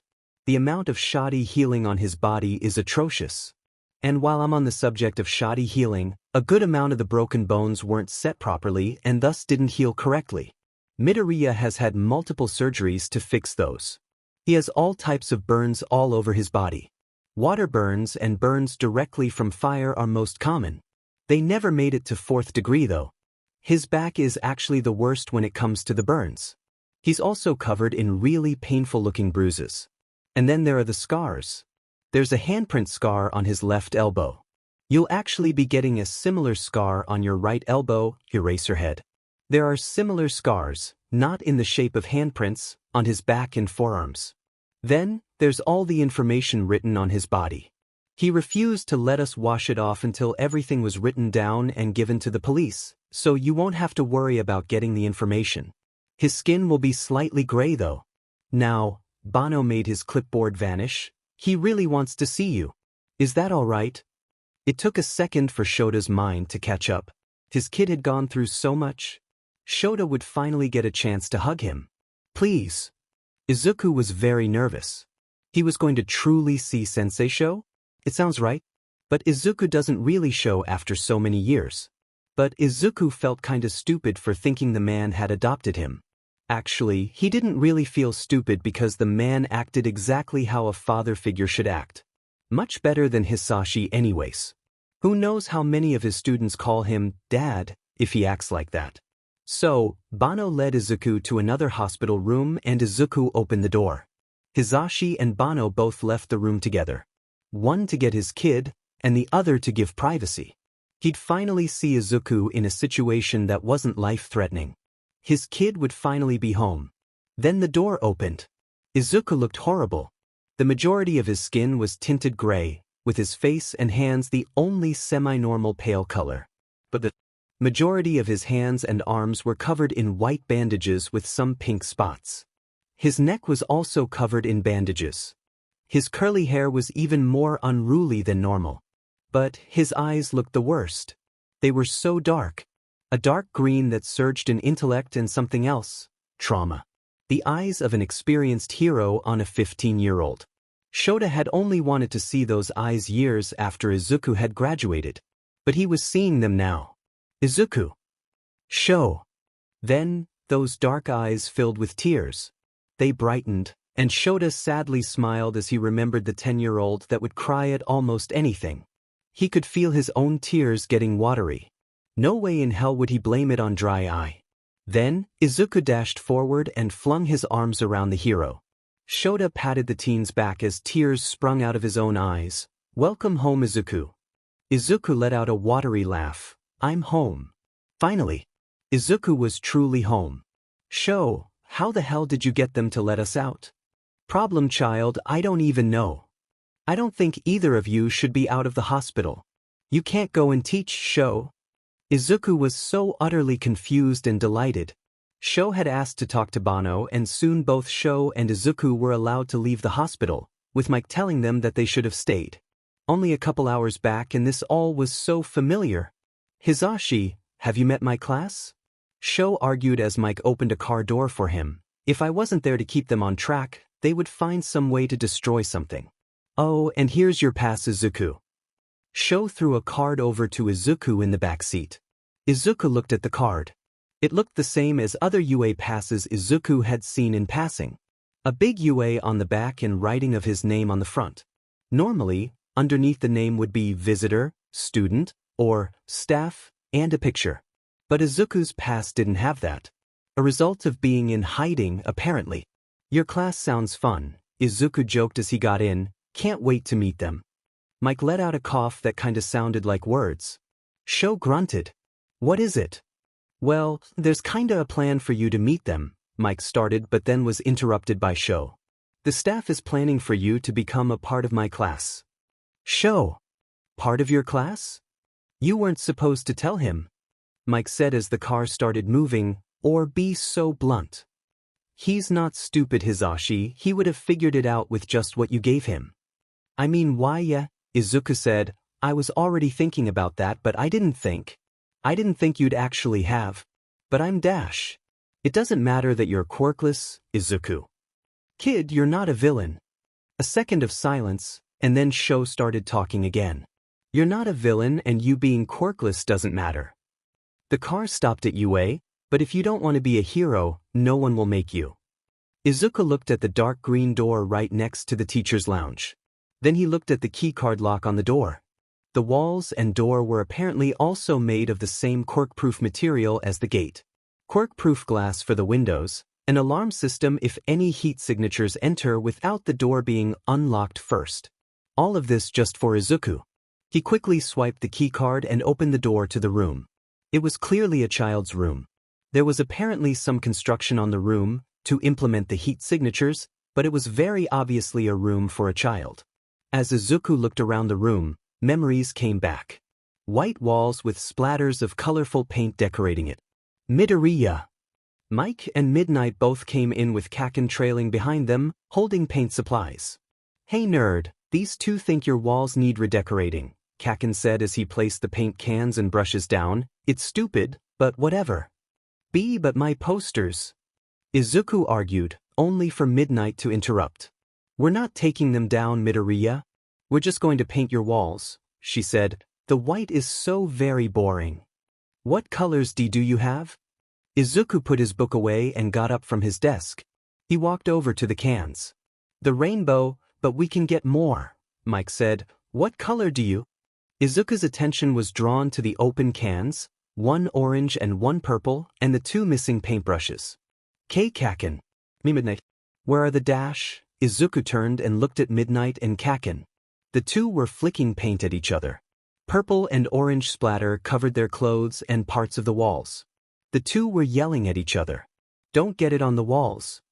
"I don't care. You were the one that started it." "Bakugu. Namuri. You two are getting paint everywhere." "Be quiet, presentation microphone." "That one was weak, brat." "Shut up." Izuku giggled at the antics and sneakily grabbed a paintbrush of his own. He carefully opened a green paint can and dipped his brush. He then flicked his wrist and green paint splattered all over the wall. "I think I found out what colors I want to paint my walls. Do you three want to help?" The three others turned to look at Izuku. After a second of silence, they all yelled, "Yes," and began flicking paint all over the walls. A small black bed with white pillows and a knitted blanket of assorted greens on top in the corner of the room. "Midoriya, what are you doing?" Izuku looked up to see Cementos. Izuku was currently sitting in a classroom, but he didn't think anyone had a class soon. But, then again, all the students would be coming in after lunch in an hour. Izuku then looked down at the jumble of yarn and needles, as well as the tutorial on his phone, and then back to the teacher, making a bee blanket? Cementos sighed and sat down with Izuku. "Do you need help?" Please." Izuku then turned to the wooden closet. He carefully opened it. "Wow, that's a lot of hero merch." Izuku's eyes then caught onto a small wooden box in the closet. He carefully grabbed it and sat down on the floor to open it. Inside was more hero merch, but from only one hero. There was a hat, an action figure, and a hoodie. All were Eraserhead themed. Izuku walked around the convention center, making sure to keep the out-of-costume ectoplasm in view. He was wearing the Eraserhead hoodie that Aizawa got him. Izuku looked around the booths as ectoplasm trailed behind him. Izuku loved going to these cons, but it was pretty ironic that a hero was at one of these hero-specific cons. Then, a specific booth caught Izuku's eye. It was a booth for underground hero merch, meaning that it was all original work. He hurriedly ran over to the booth. "Hi," he stuttered, realizing too late that he'd have to talk to the person behind the booth. "Oh," the woman said. "Hey there, little buddy. You want some merch for underground heroes, huh?" "Why? But, a specific hero." Izuku twiddled with the drawstrings of his hoodie. "An Eraserhead fanboy, huh? Well, I can't say I have much merch of him, but I do have a hat." The woman placed a hat on the table. It was a simple black snapback with off-white stripes, looking like the capture weapon on the bill. The closures on the back were golden. "So cool. How much?" "Show," Izuku said. "Why do you have a—" One of the business course's second years has a quirk that molds plastic. Apparently, she was practicing making UA teachers as action figures. Mike found her. Izuku looked at the mini Eraserhead and then the actual Eraserhead. "It's very detailed. Looks just like you." Izuku grinned. "What are you going to do with it?" "I was planning on giving it to you, problem child." Mike saw her doing it and asked her to. "Make one of me." "I don't want it." Sure." I'll take it. Izuku closed the box and put it back in the closet. He walked over to the desk and looked at the hero posters on the wall. The heroes from numbers 1 to 13 all had their own posters. He ran his fingers over the desk and opened a drawer on the front. In the drawer, 13 books laid. Izuku took out the book closest to the front. Hero analysis for the present no. 13. Izuku hurriedly finished up the last page on hero analysis for the future no. 5. He was currently sitting in Recovery Girl's office. He had just broken his foot, and he was just one page away from finishing the book. Izuku placed a final PRD and went to his yellow backpack to grab another. Izuku uncapped his pen when Vlad King walked in. "Oh," the hero said. "Midoriya, is Recovery Girl in here?" "Yeah, I think so," Izuku responded. Izuku went back to writing the title. He was almost done when Vlad King spoke again. "Wouldn't it be, for the present, instead of, for the future? You're training to be a hero, aren't you?" Izuku looked up the man and then back to the notebook. Izuku then finished the title with tears in his eyes. "Why yeah, I guess you're right. For the present, huh?" Izuku muttered to himself, "Can I really still live up to that title?" Shota was so tired. Izuku was back, but he clearly wasn't the same. He was too sarcastic, too dark, too tired-looking. And Shota's class wasn't helping his tiredness. He heard Ida yelling about being in their seats because homeroom was about to start. Shota stood outside the door as he waited for his class to calm down. "We're sitting. You're the only one up." Shota heard shuffling as Ida must have been getting in his seat. "I wonder who our sub is going to be. There's no way Sensei could come back to class so soon." "Hey, did anyone see that green-haired kid that was being loaded into the ambulance with Sensei? Who was he?" They saw Izuku. Shota opened the door with a foot. "Morning. You're back already, Sensei? What an undeniable pro." One yelled. These kids needed to shut up more often. Shota wobbled over to the podium as Ida yelled, "Glad to see you're doing well, Sensei." "Can you really call that doing well?" Uraraka muttered. Shota stood at the teacher's podium. "My welfare isn't important. Your fight is far from over." Shota heard Bakuga mutter, "Got that right," as Kaminari said, "More villains?" Shota is not overdramatic, even if Hizashi insists he is. UA's sports festival is approaching. "That's so totally normal." One yelled. "Fin. This is going to be a long day."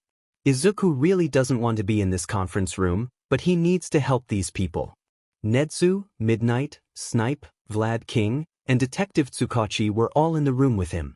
He watched as Detective Tsukachi read through the papers in his hands. Izuku hadn't made his witness statement or given his notebook to the police, but he was told to attend the meeting and speak if he has any information to give.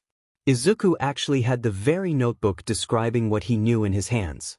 He could tell that everyone in the room was trying to remain professional, but he could see the look in their eyes. He couldn't tell if it was pity or caring. But the air was thick with tension. The one called Shigaraki. Tsukachi read, "His quirk allows him to disintegrate anything he touches. We've been through the list of men in their 20s and 30s in the quirk registry with no luck. Nothing turned up on the villain name Kurojiri either.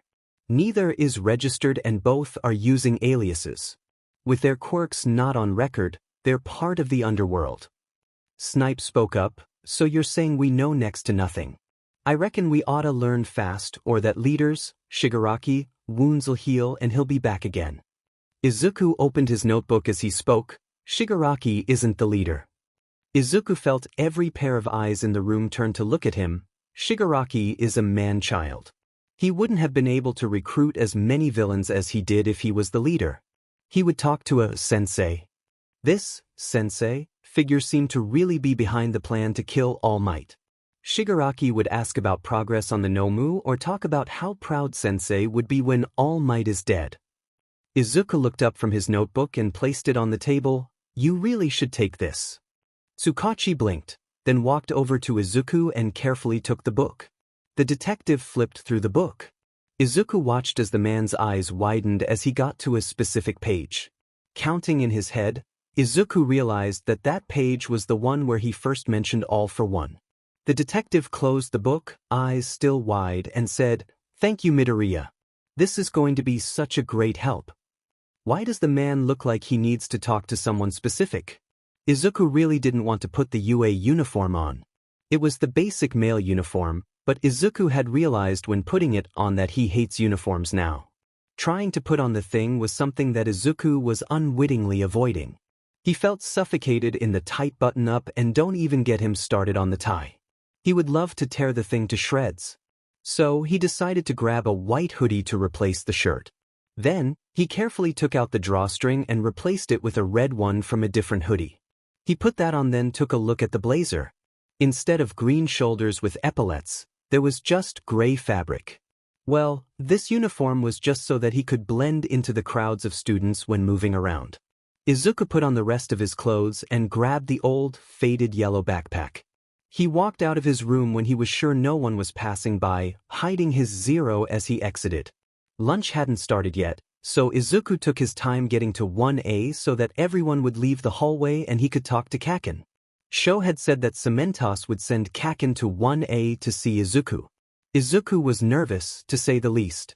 Finally seeing your best friend in a non-life-threatening situation after 5 years really does that.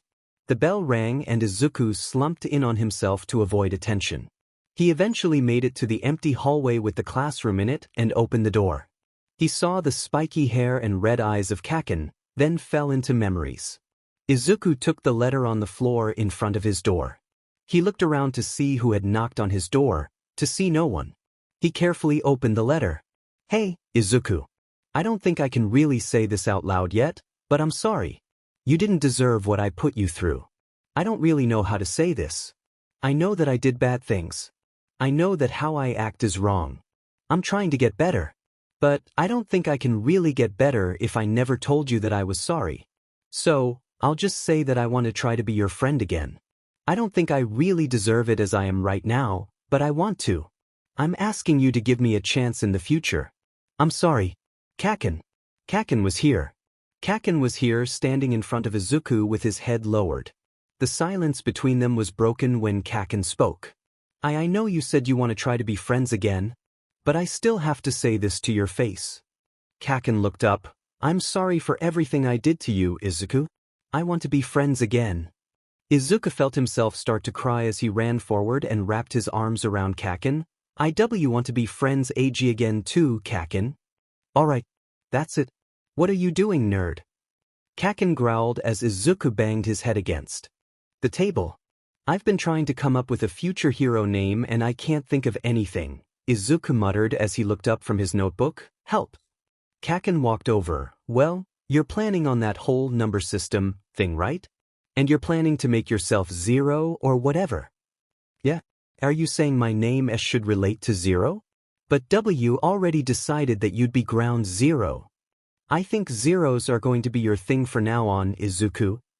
"Happy birthday, nerd," Kaken said as he passed Izuku a bagged gift. Izuku took out the tissue paper and looked inside. It was a bright yellow backpack. Izuku carefully took out the backpack and looked it over. It was pretty heavy. Was something inside?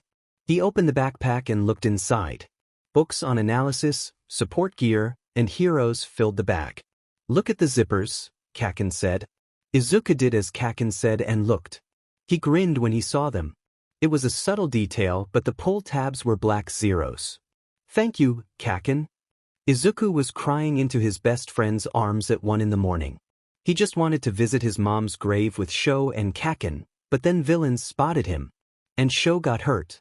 "This is all me fault. This is all me fault. This is all me fault. This is all me fault dash."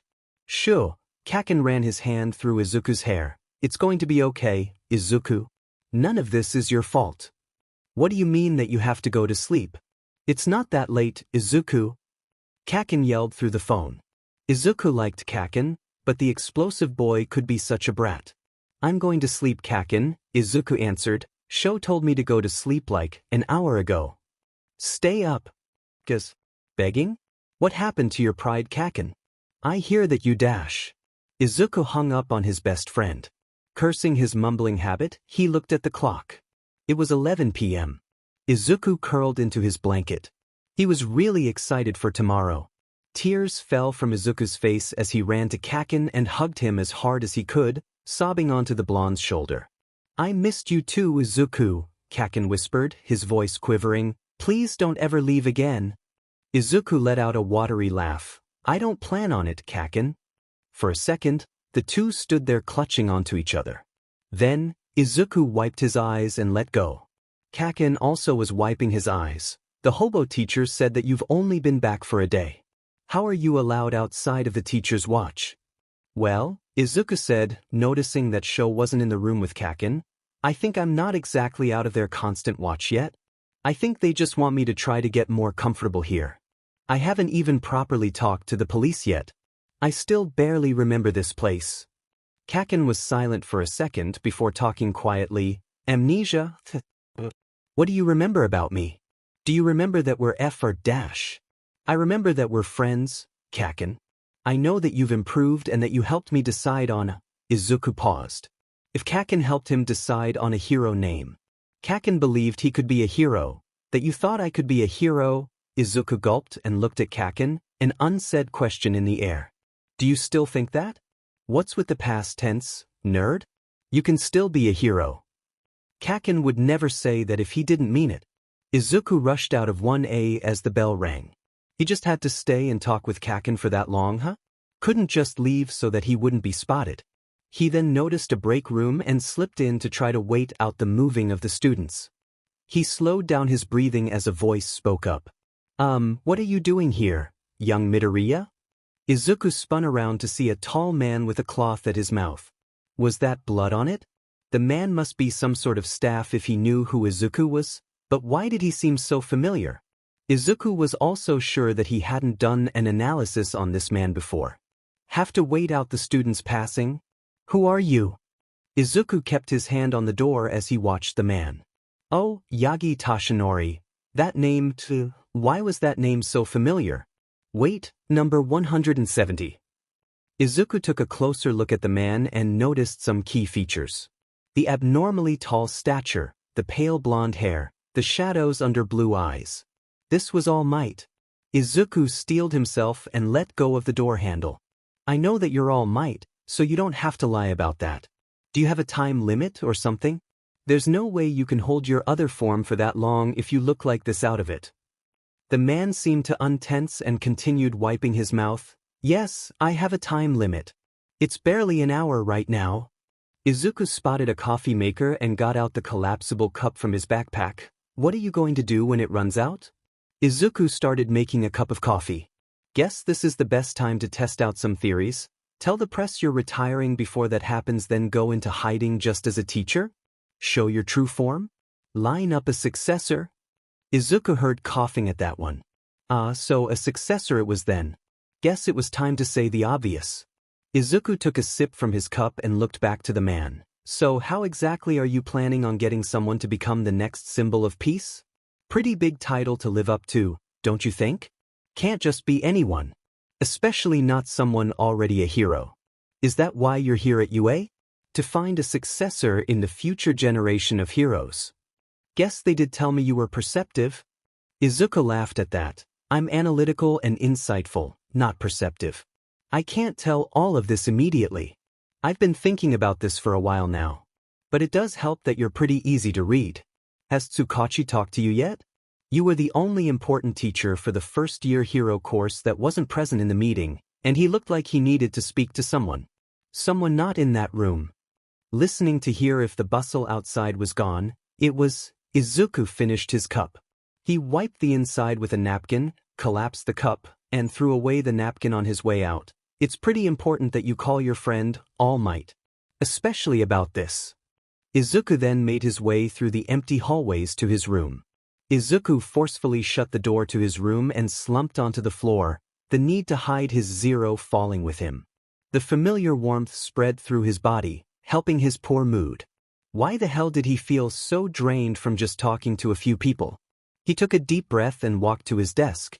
He put his backpack on the desk and took out the laptop the staff gave him. Time to start his search about who the F All for One is. He scrolled through website after website talking about the urban legend. He decided to just click on the most information-packed one. The legend of All for One.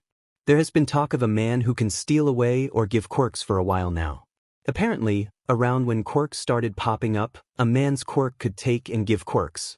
The name of All for One stemmed from one man who could take all quirks. All stories of the man seem to be fiction. Here are just some of the things people claim about this legend. That he can steal or give any quirk possible. That he would take quirks from people who didn't want them and give them to the Quirkless who wanted them. That he ruled Japan from the shadows. And that he has been alive since the vigilante era. This is only some of the things people claim about All for One. The legend of the man seems to be the result of people trying to scare others about losing quirks. Izuku stopped reading.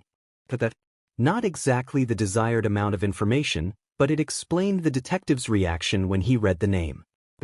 Hold up. Didn't the doctor say Izuku rejected a quirk meant to be given to him? Izuku opened his drawers to find a piece of paper and quickly wrote down how his body rejected a quirk. What was so different about him that he couldn't receive a quirk? What was the difference between him and any other quirkless person that got one from All for One? Maybe he just had a quirk that made him reject quirks? Do other quirkless people have quirk factors and he just doesn't? Was it something to do with the ink in his zero? A bell ringing brought Izuku out of his frenzy and he looked at the clock. Geez, it was already after school? Well, Izuku still wanted to look around you. He packed up his backpack with everything he took out and then noticed the pull tabs on the faded bag. Black zeros. So this was the bag Kaken gave him? Guess he wasn't the only thing not as bright anymore. Izuku zipped the bag up and walked over to the door. He listened for walking, heard nothing, and walked out. He spotted Sho walking into the teacher's lounge. Don't head near one problem child, Sho said as he closed the door, though I doubt you'll listen to me.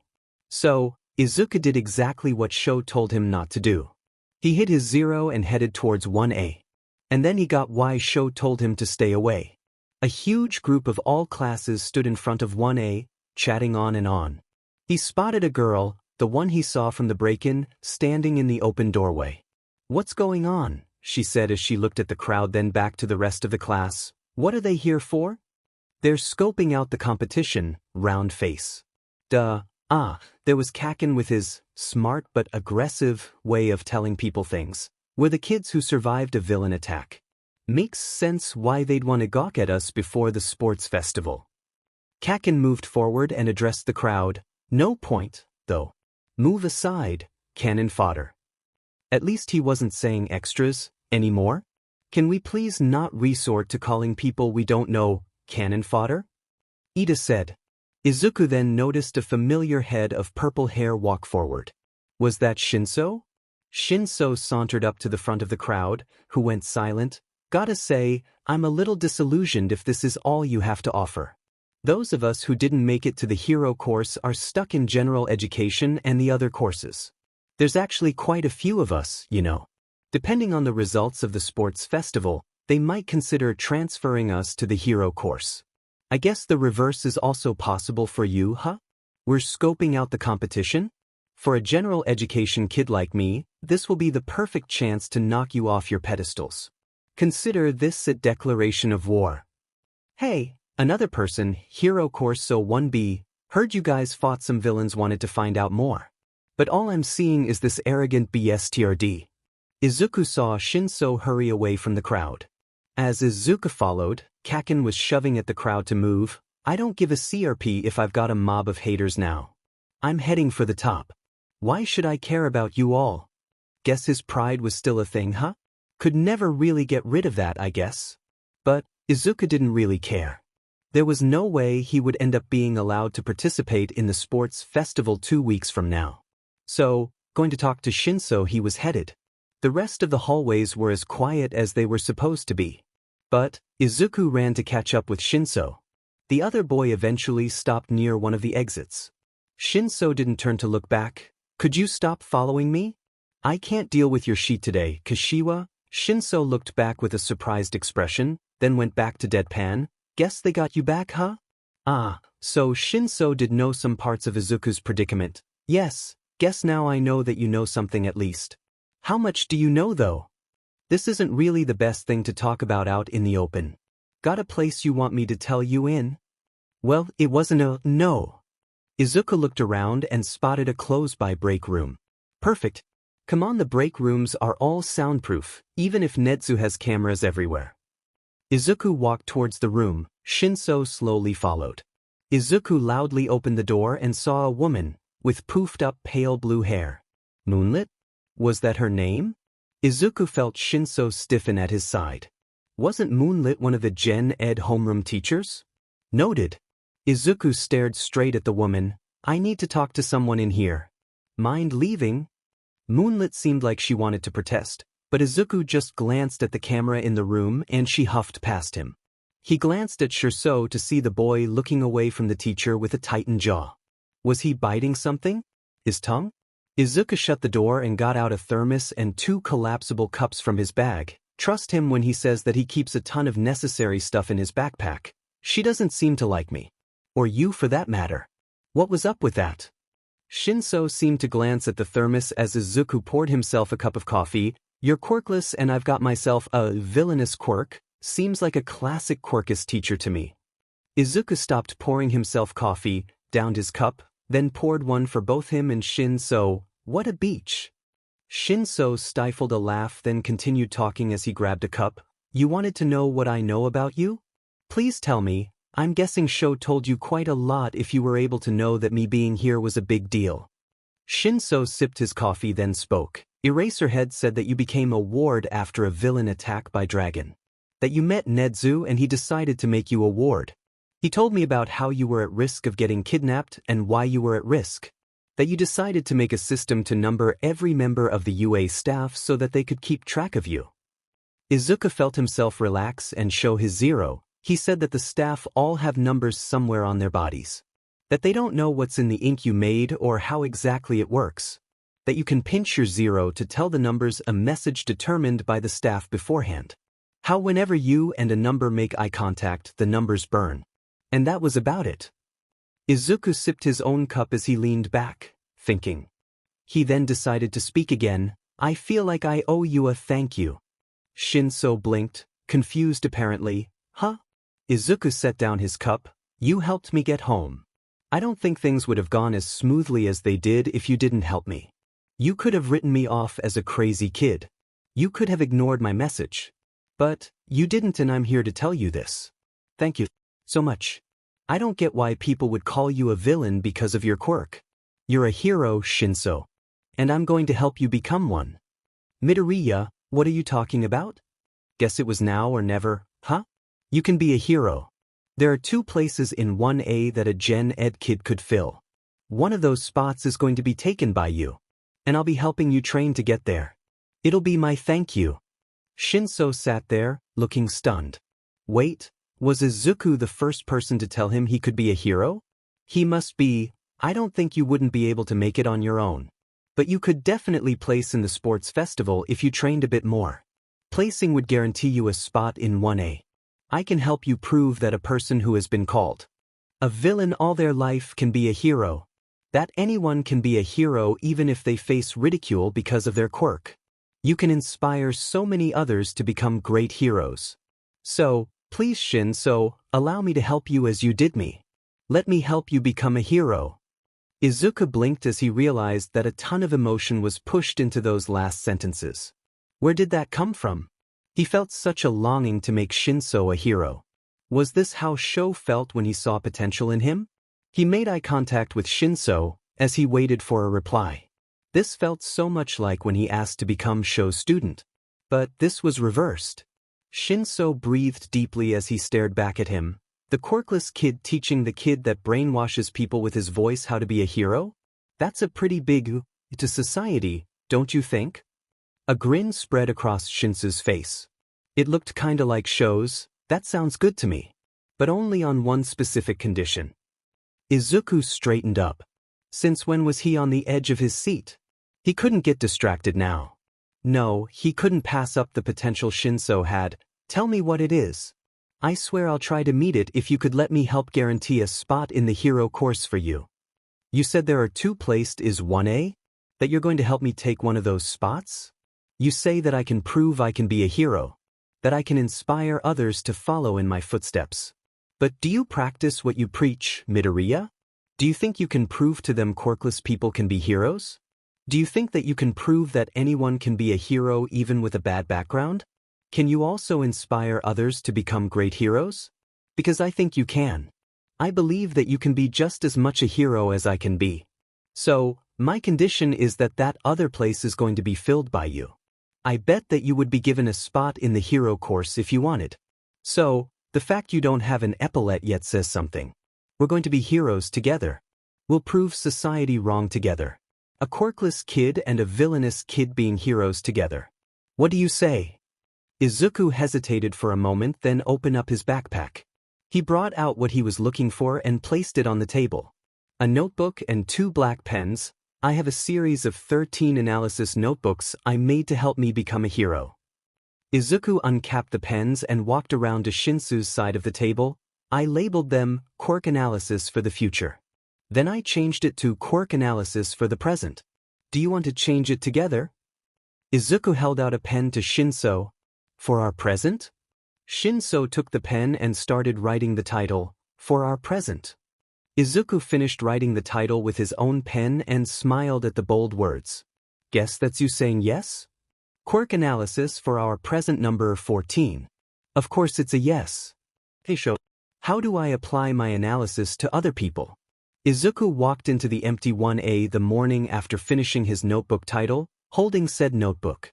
Sho took one look at the notebook in Izuku's arms and sighed. Which kid did you band together with to help make a hero? Shinso Hitoshi. I know you know him. Help. Sho groaned as he took out a pen. Give me your notebook, kid. I'll help you out. Being called to the principal's office when he lives at school was an interesting experience. Of course, he was in his room and so only he could hear the announcement. Oh, and the teachers in the teacher's lounge. Them too. Izuku. What's happening that Nedzu is calling you? Mike asked as Izuku made his way out of his room. I have no clue, Izuku responded, then it dawned on him. All Might and the detective, never mind, yes I do. Huh, Mike said. By the way, the staff decided to give this to you. He took out a phone? He held it out to Izuku. Izuku hesitantly took it. He looked it over. Thank you, but why? Mike beamed. You're a kid, Izuku. You need something to talk to your friends on. Maybe you can get Bakugo and Shinsu's number tomorrow. Izuku chuckled and put the phone in a small pocket of his backpack. Sho doesn't seem that good at keeping things to himself. Mike ruffled Izuku's hair as he walked past. Only about you, little listener. Izuku took out the building plan he was given and looked it over. Geez, why was the route to the principal's office so complicated? He slowly made his way to the office. How were students meant to make it to the office when the school was so confusing? He looked around at the empty hallways of UA. It must be the later times of 3rd PRD, meaning passing time between 4th would happen soon. Izuku refused to get caught up in passing time again. So, he sped up his pace to the office until he made it to the door. He knocked. The door opened, revealing a grinning Nedzu. Izuku, can I call you Izuku? Izuku nodded as he walked in and Nedzu continued speaking. I hope the walk here wasn't confusing for you? Not at all. Izuku noticed that Detective Tsukachi and a deflated All Might were in the office. I'm guessing that this is about the notebook I gave the detective yesterday? Yes, Tsukachi said, but we also would need you to fill in any blanks with an interview. If you are comfortable with it, that is. Izuku took a seat in one of the chairs in front of Nedzu's desk. I think I can make it through. It was just a report. Just a report. He didn't even need to say it all. But something was now bothering him. Why is All Might here? Tsukachi and All Might shared a look before the detective spoke again. What? There was a concerning part of your notebook that involves him. You heard of All for one while with the League of Villains, right? Izuku shuffled in his seat. Straight to the point apparently, yes. I do believe he's a kind of urban legend. A man who can take and give quirks if I'm right? What does this have to do with you, All Might? The man in question cleared his throat. My quirk dash, oh sheet. All Might's quirk was passed down to me. It's a stockpiling quirk, where the power from the previous users are cultivated and given to the next. It cannot be forcibly taken, but it can be forcibly given. It's called One for All, and it was originally derived from the quirk All for One. Izuku sat silent as All Might continued. All for One and the first One for All user were brothers. The younger was believed to be quirkless. All for One forcefully gave him a stockpiling quirk, but the younger brother had the quirk to pass on his quirk to others. The two quirks fused and became All for One. He could steal any quirk, so he got himself a quirk to stop the aging process. And it was me that brought him down. At least, that's what we thought. He survived. And now he's the brains behind the League of Villains. Izuku took a moment, then shrugged off his backpack and zipped it open. He took out the page he had written about not being able to be given a quirk. In my notebook, I talked about a doctor who worked on the Nomu. That wasn't all I found out during my interaction with him. Izuku held out the paper and watched as the men's eyes went wide at the writing. He also said that they weren't able to force a quirk on me. Toshinori left Nedzu's office with Naomasa a few minutes before young Midoriya, utterly stunned. Just listening to the boy talk about his experiences was so jarring. He had heard stories of the boy from his coworkers, and he suddenly got why some were worried about talking to him. They had talked about a happy and bright kid with waves of potential. They said how he always smiled and laughed, how he was very empathic for a kid, his determination and drive. But he doubted that the child he had just spoken to was what the other staff remembered.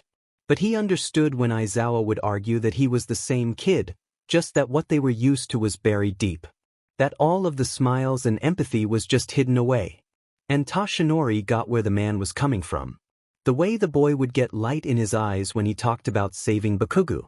Or the way he rubbed his neck fondly when talking about memories of UA or about discovering the truth about the Zero. Student Zero was an interesting person, to say the least. Izuku watched as the men left the office, leaving him with Nedzu. Izuku, the animal said, a soft tone in his voice, I do hope you understand when I tell you that you can tell whoever you want about your situation. You are smart enough to understand who needs to be told what. Another thing, I feel like I owe you an apology. What? I have failed you as both a teacher and a guardian. If you ever feel unsafe here, I will personally find you a place to be safe. Izuku walked into the office of Principal Nedzu and sat down. Midoriya, the principal said, there is something that I must say. You are currently under UA's protection, but you don't have to be. If you ever feel unsafe here, I will personally find you a place to be safe. Izuku shuffled in his seat. Okay, sir. Izuku sat tall in his seat. Sir, I doubt I will ever need to take you up on that offer. But, thank you. Anything for UA's ward. Izuku ran to the 1C prep room with a heavy backpack and the UA gym uniform on. He sent a text to Shinso saying that he was coming to wish him good luck.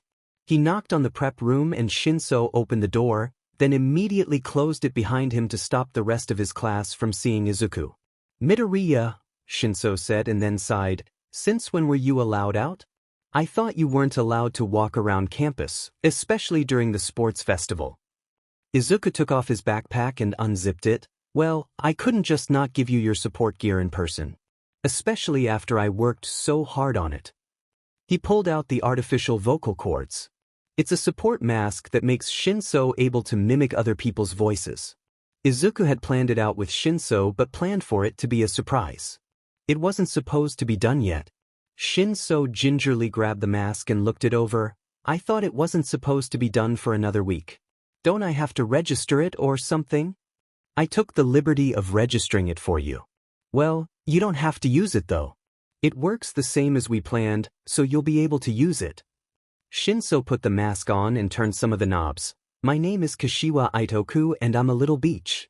Izuku grinned as the mask filtered Shinso's voice to sound exactly like Kashiwa's. Guess it works then, huh? Shinso took off the mask and held it in one hand. I wouldn't be able to lift this without your training. Thanks, Midoriya. It's no problem, Shinso. You're going to be a hero. We're going to be heroes. Right? We're going to be heroes. Now, get going. I better see you on the podium. Shinso opened the door to the prep room and out on the mask. Izuku's voice came from Shinsu's support item. I better see you in 1A. The door to the prep room closed and Izuku then ran to the 1A prep room. He texted Kaken that he was coming. Kaken decided to call him. Izuku hesitantly picked up. Kaken, I just said that I'm coming, why are you calling me? Izuku heard yelling from the other side. I don't care, half and half. Don't pick fights you can't win. Izuku found his way to the 1A prep room and suddenly didn't want to be there. But he knocked anyway and hung up the phone with I'm here, shut up. Kaken opened the door, looking said, Izuku, didn't know you were allowed out of the room. Yeah, well I am. Good luck, Kaken, Izuku said, not like you'll need it though. Kaken smirked, DMN straight. I'm going to be number 1. Better have a good speech prepared. Whatever, nerd. Don't stop watching me. Izuku waited for the door to shut. As he left, he heard the people inside going apeshit about Kaken being nice. Geez, show really does have a chaotic class. Izuku was now back in his room, watching the sports festival from his computer. Something that was pretty annoying because he lived in UA. He watched as Mike announced, it's the UA Sports Festival. Well, at least he could still cheer on his friends from here. I better see you in 1A, Hitoshi yelled in Midoriya's voice as he walked back into the prep room. He grinned as he put the mask down to his neck. Midoriya really outdid himself. He heard a scoff from his left and felt the glare of one of his classmates. His grin dropped as he looked to see Sanada K was the one glaring. Tsunada's pitch-black eyes caught his and Hitoshi suddenly got an idea. Hitoshi's grin came back on his face as he put the mask back on. He twisted the knobs on the side, feeling the collective stares of his entire class. He then looked back to Sanada and spoke. Is there a problem, Sanada? Hitoshi heard the boy SCK in his breath as his own voice came out of the mask. What the F? He heard another familiar voice, Yasumi Maru hiss. Hitoshi turned to see the girl in question. Who the hell allowed you to have a support item? Hitoshi shuffled the mask down to his neck before he spoke. My friend made it for me. He trained me and said that he'd get me to one of the open spots in 1A. This mask is part of his plan to help me become a hero. It's specially made so that I could make better use of my quirk. Kinda nice to be able to trick people into answering me. Also, anyone is allowed to have a support item as long as it's handmade by a student of their grade and they aren't a hero student. Thank you for that fact, Midoriya. It's the UA Sports Festival. The one time each year where our fledgling heroes compete in a ruthless grand battle. Hitoshi was slightly aware of present Mike announcing the entrance of 1A. He heard Hirose Aina, a girl with silver hair that could spit acid, muttering, attention hogs. Hitoshi grimaced at that. He declared war on 1A, but he could tell that the attention wouldn't be something to be proud of. They were attacked by villains, Hirose. It's not like they purposefully got the attention. Not that Hitoshi was complaining that much. If they weren't attacked, then he wouldn't have a friend. He then heard Urata Iona and Nadachi Kiro speaking. We're just here to make the others look good, Nadachi said as he glared at 1A. Yeah. It's kinda hard to get motivated, Urata responded as she did the same. Hitoshi could get behind that statement. He looked back up to see Midnight flick her WHP. Should she really be a high school teacher? And reffing first years? And now for the athlete's oath. She said, your student representative is? Bakugo Katsuki from class 1A. Mutters of disbelief spread across the 1A class as Bakugo walked up to the mic. Hitoshi knew of Bakugo before he met Midoriya, but meeting Midoriya had kinda changed Hitoshi's view of him. The way that Midoriya would talk about the blonde so fondly really brought home the change. He was prideful but not too arrogant. He was aggressive but not directly harmful. It was intriguing how an entire person can change by hearing their best friend talk the world about them. Oh, we're so screwed, a 1A student with large elbows said. To one with spiked red hair, Bakugo is going to paint an even bigger target on his back. He'll take us down with him too. The redhead shook his head and sighed. He got like 135 points on the entrance exam. First place. Kinda makes sense. Hitoshi heard Urata mutter, yeah, on the hero exam.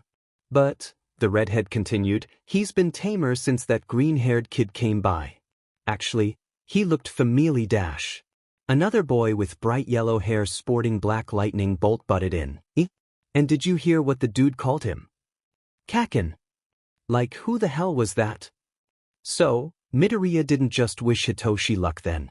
He must have stopped by the 1A prep room and Bakugo must have been less careful. Hitoshi watched as Bakugo spoke.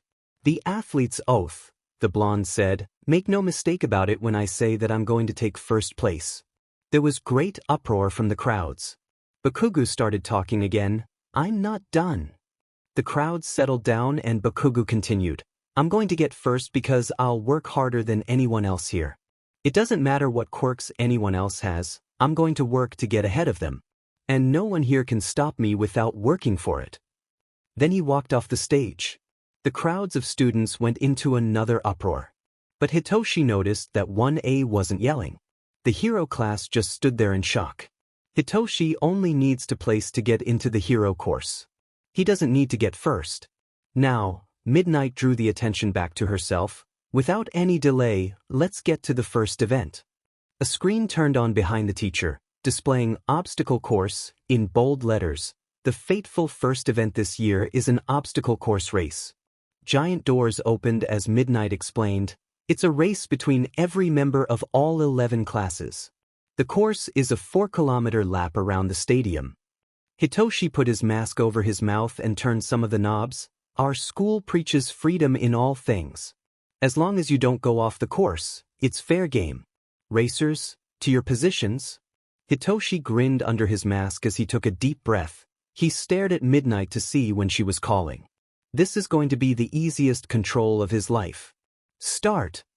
Start. Hitoshi mimicked Midnight's voice and heard the cheers from the students. He activated his quirk on anyone he could and watched as a good majority of the crowd seized up, their eyes going blank as he took control. He could feel the headache forming, so he quickly fought his way to the front.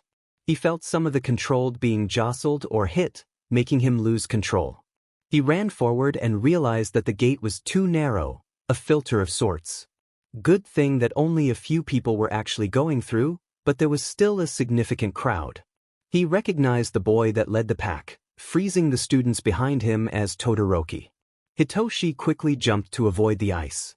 I ain't letting you get ahead that easy, half a half. Hitoshi looked up to see Bakugo, the red 1A student, and 2 other 1A students jumping above the crowd. His eyes caught onto a girl that had a pole coming out of her hand. He went to grab it, but then a shock of pain spread through his head. He quickly released his control and looked back to see the surge of new participants running to the gate. Hitoshi quickly recovered and pulled on the pole, causing the girl to fall. He winced, but she landed on her feet and kept running. Hitoshi did the same. He then saw a familiar sight. Robots. The robot villains from the entrance exam. Hitoshi heard the voice of Present Mike coming from the speakers. Every obstacle course needs obstacles. The first barrier, Robot Inferno. Hitoshi looked up and stopped running. High above the students were more robots. The 0-pointers. Todoroki laid a hand on the ground and froze the robots, leaving a gap for him to run through. But those robots were unstable. 2 students tried to run into the gap, but then the robots collapsed. Present Mix's voice came out of the speakers again. One, as Todoroki is busting through and sabotaging the other in one move. That's cold. He's already way ahead of the pack, almost feels unfair. Hitoshi looked around to try to find a way past, but he couldn't. He watched as the red-haired kid, Kirishima, and another hero course student called Tetsu busted out of the robot pile. Explosions made Hitoshi look up to see Bakugo and 2 other 1A kids going over the robots. The current leaders are overwhelmingly from 1A. Mind telling us why, Mummy Man? Present Mike said. The voice of Eraserhead came from the speakers as Hitoshi found a metal panel from a robot. Class A knows there's no time to hesitate. They felt the fear of a villain attack up close. They've endured it and grown from that experience. They've forgotten how to hesitate. Hitoshi laughed when he heard Eraserhead talk about his class like that. Midoriya would always say that Sho was soft on his class this year, and now Hitoshi knew what he meant by that. Eraserhead must be proud of his class. Hitoshi couldn't wait to be a part of that. He grabbed the metal panel. Why the hell is this so heavy? And noticed that he was being followed by a robot. He jumped and knocked the robot away. Oh, he was going to be thanking Midoriya for ages after this. Hitoshi wouldn't have even been able to lift the panel if it wasn't for the training Midoriya had him do. A cannon shot made Hitoshi see a zero-pointer falling to the ground and clearing a path. He quickly ran through the gap. He kept running until he made his way to an area consisting of a pit, some bits of land, and ropes connecting the land. He groaned as he realized what this was. Present Mick's voice came over the speakers again. So the first barrier was a piece of cake. How about the second? Fall and you're out. Crawl across to make it. It's the fall. Hitoshi walked up to a rope when his eyes caught onto a girl with shoulder-length pink hair and support equipment on her body. She giggled before she spoke. My turn to make a splash. It's time for my support items to get the spotlight. Take a look, all you support companies, at the wire arrow and hover saws. This is the greatest chance to show off to the support industry. The girl grinned manically as a rope deployed and hooked onto one of the islands. So those support companies should check out all my adorable babies. She landed on the island, her saws making her hover in the air. Cool, Hitoshi said as he balanced the panel on a rope. The rope was sloping down, meaning that he could ride it down. He stood on the sides of the panel, crouched down. He pushed off the starting platform and slid down the rope, making sure to keep his balance. Another thing to thank Midoriya for. Hitoshi eventually made it to a spot of land with a sign saying, Danger. Mines. Well, that's a minefield. And Present Mike proceeded to confirm his suspicions. A good deal of the students have reached the final barrier. A minefield? A quick glance can reveal the locations, so keep your eyes peeled. I should say that our mines aren't deadly, they just pack a punch. Hitoshi was struck with an idea when he saw Bakugo use his explosions to propel himself to first place. This is crazy. I'm crazy, he thought as he started his plan. The mines exploded on touch. It would be better to slow down and avoid them, but Hitoshi's plan was insane. So insane that it might just work. He took the metal panel and began digging up the mines, earning weird looks from the students. Passing him. He eventually had a decent pile of mines and took a deep breath. He clutched the metal close to his chest and jumped onto the pile of mines. Hitoshi screamed as he flew through the air, the explosion propelling him forward. He flew over the heads of the leads, then began crashing. An explosion from behind?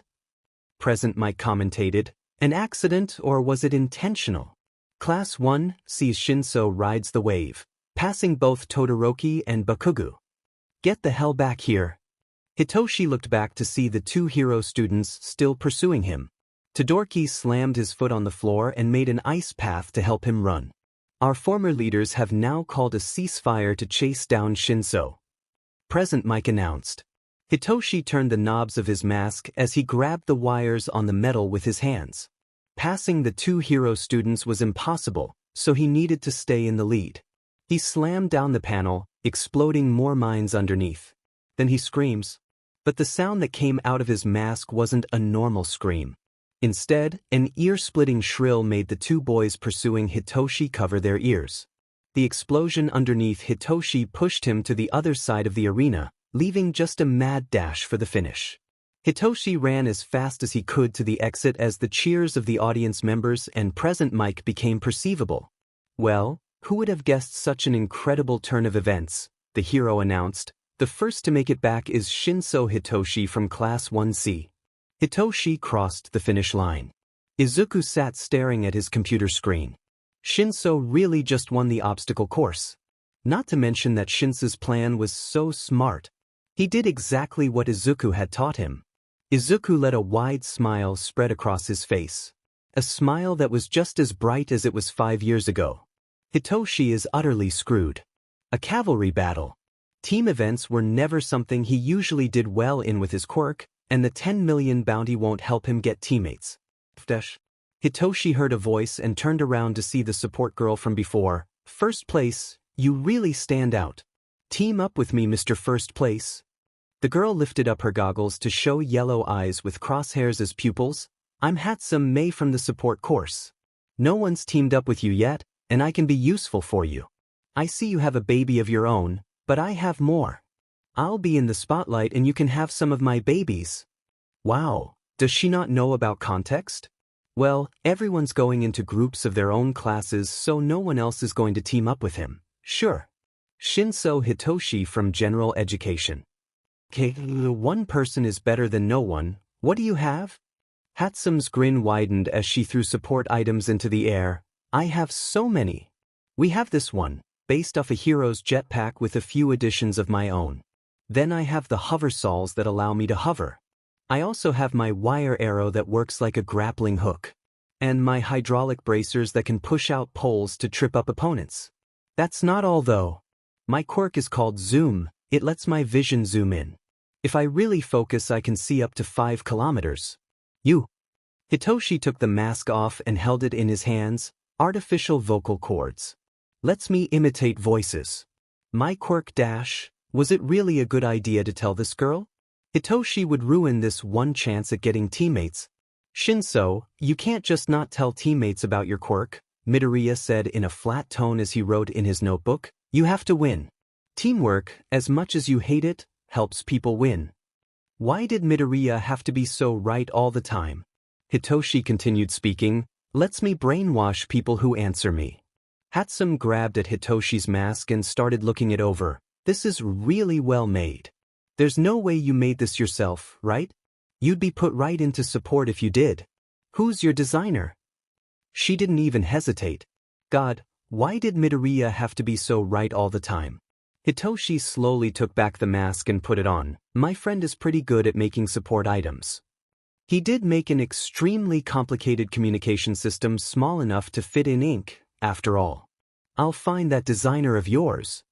Hatsume's grin widened even more. Now, who's going to be our other teammates? I don't think we're getting any more teammates. Hatsume put the 10 million and 10-point headband on and Hitoshi held her up. Start! Present Mick's voice rang out of the stadium as the teams rushed to get the headband on Hatsume's head.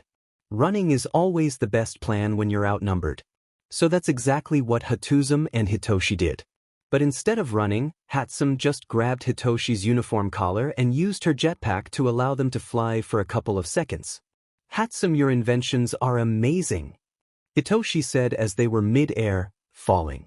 He quickly corrected his footing to make the hover shoes work and they didn't crash. I see you like my babies. They're so cute. Present Mick's voice came over the stadium again. Well, barely 2 minutes have passed, but the battlefield is already chaotic. With everyone scrambling for headbands, it's not just the 10 million out there. Those other high rankers are worth a shot as well. Hitoshi heard a shout of swears and looked up to see Bakugo above them. Well, time to PSS off the strongest person here. Hatsume, give him the headband, Hitoshi said, but give it to him like you don't care about it. So are you crazy? Hatsume said, but still taking off the headband. Here you go, Blasty. We'll get it back later. Hatsume put the headband in Bakugo's open hand and the boy was brought back to his team. The pair looked back at the team to see a very sad-off Bakugo. Izuku has now realized he may have made a big oversight when teaching Shinso. A person's will to live. Izuku may have taught him to find someone's weakness and exploit it, but pissing off someone like Kaken may have been a very bad move. At least Shinso was going to get Kaken to talk?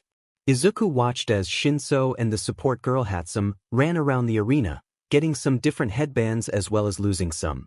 Then the time was almost out. Izuku watched as Shinso told Hatsume something and then ran close to Kaken. Shinso said something and Kaken responded, screaming. Then Kaken went still as the countdown started. Shinso and Hatsume were soon airborne. Hatsume then grabbed one of the headbands around Kaken's neck as the countdown ended. Midnight's voice rang out in Izuku's room. Time's up. Let's see who the top 4 teams are. In first place, with a final second turnaround, Team Hatsume. Izuku slammed open his door and ran to the teacher's lounge. He needed to congratulate Shinso. Yeah, I'm really sorry, but I've kinda left the MHA fandom. I couldn't really get into writing more chapters after I lost interest in the fandom. I'm so sorry,